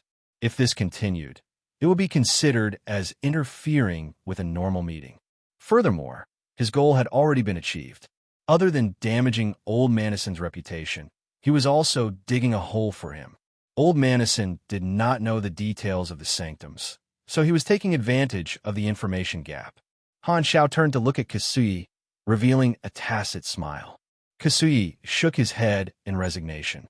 He stabbed Manison in the back, not only because he wanted to give Blackstar a better position, but also because he was thinking about the future.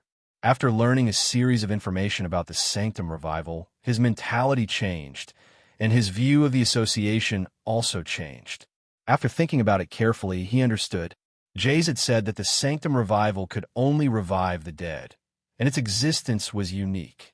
Then, were the beyond grade, as who were transformed into felons, considered dead or alive? They were most likely alive. Then, as long as the beyond grade, as who were transformed into felons, were not liberated, would they never be able to be revived by the Sanctum? If he changed to an even more terrifying scenario, Would someone use the ability of the Sanctum Revival to set a trap, capture the newly revived beyond grade and make them into felons? Kasui shuddered. In the past, he could barely tolerate this technology, but the concept of the Sanctum Revival subverted his beliefs. If there was no hope, he would have nothing to fear. However, now that he knew that his life had the chance to be extended indefinitely within an iteration, it was difficult for him to tolerate the continued existence of this threat. This was only from his own perspective.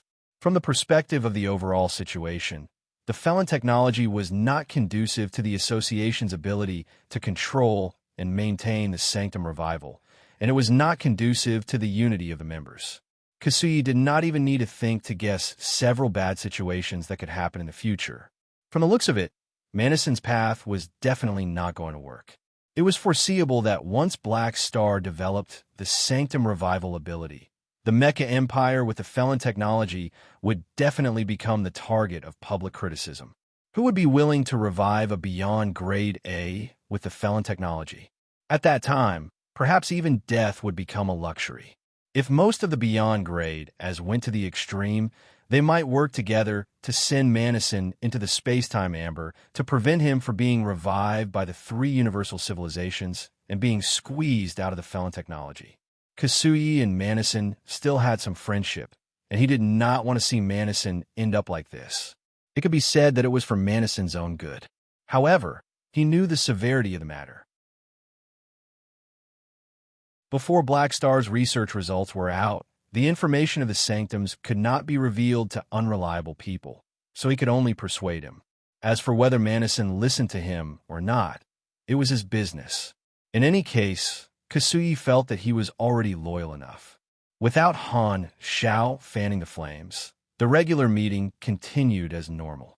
However, everyone present was absent-minded, their eyes constantly moving between Han Xiao and Kasui.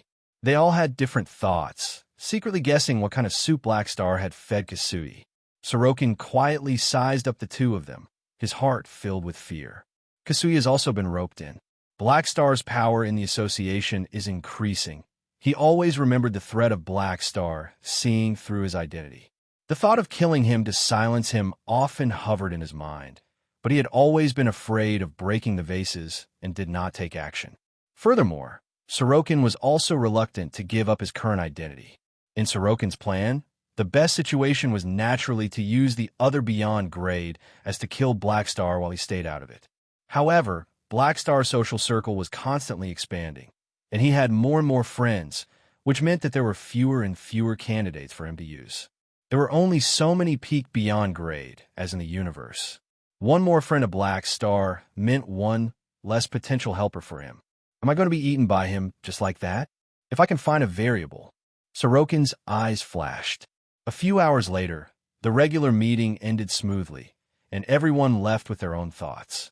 Kasui disconnected the projection link. At this time, his communicator rang. He took a look, and sure enough, it was a call from Manison.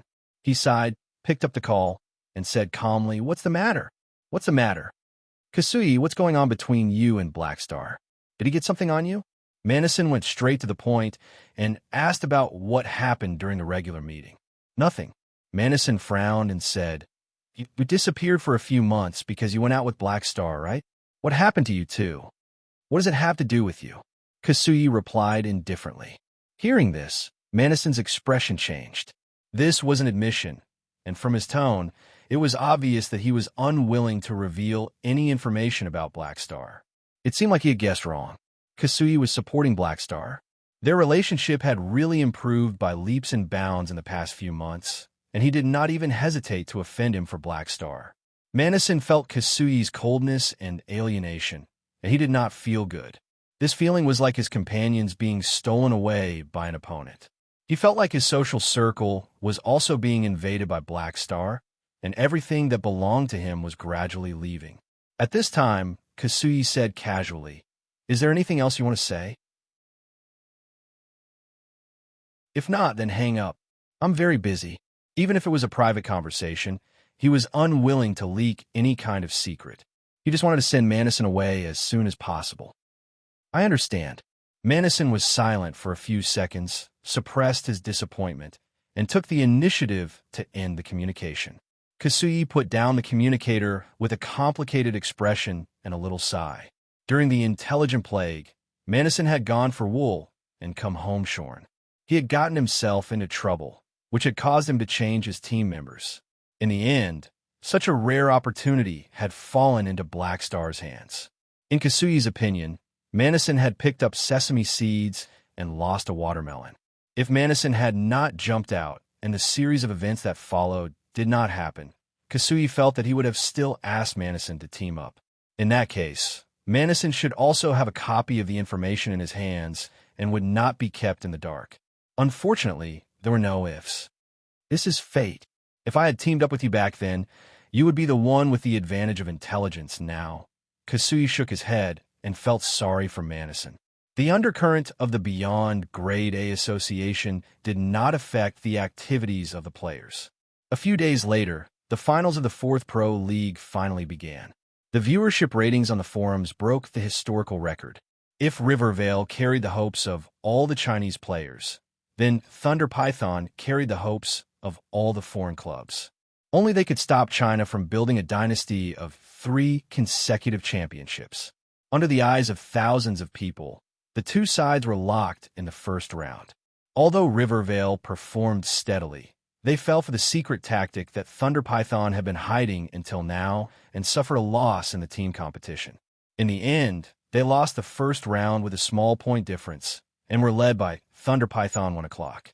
This immediately made the blood pressure of the Chinese players rise. However, in the second and third round, the Rivervale team withstood the pressure and fought steadily under the leadership of Madblade. Although there were not many exaggerated moves, they relied on the endurance advantage of the mechanic class to forcefully play the game into a bladder game, grinding out the point difference and winning 2 rounds in a row, obtaining the match point. In the 4th round, the Thunder Python tried its best, hoping to win this round. It played very cautiously, but it was 1 step behind and was beaten up by Jiang Cheng, making it dizzy. In the end, Rivervale caught up with 3 opponents and won the championship. Ever since they entered the top 8, Rivervale's results were always 3-1. The glory of the mechanic class was displayed vividly by them. They were very strong in all aspects and had almost no shortcomings. Under the nervous, excited, and ecstatic gazes of countless spectators, the last player of the Thunder Python team fell on the stage. The sound of him falling was like a drum, ringing in the hearts of all the spectators. This was like a signal, announcing the birth of China's dynasty of 3 consecutive championships. Just a few seconds after everything was settled, the forum fell into a frenzy and turned into a sea of revelry. You're tuning in to the Warrior Lore YouTube channel. Don't forget to subscribe and join us on this journey to catch the most captivating stories.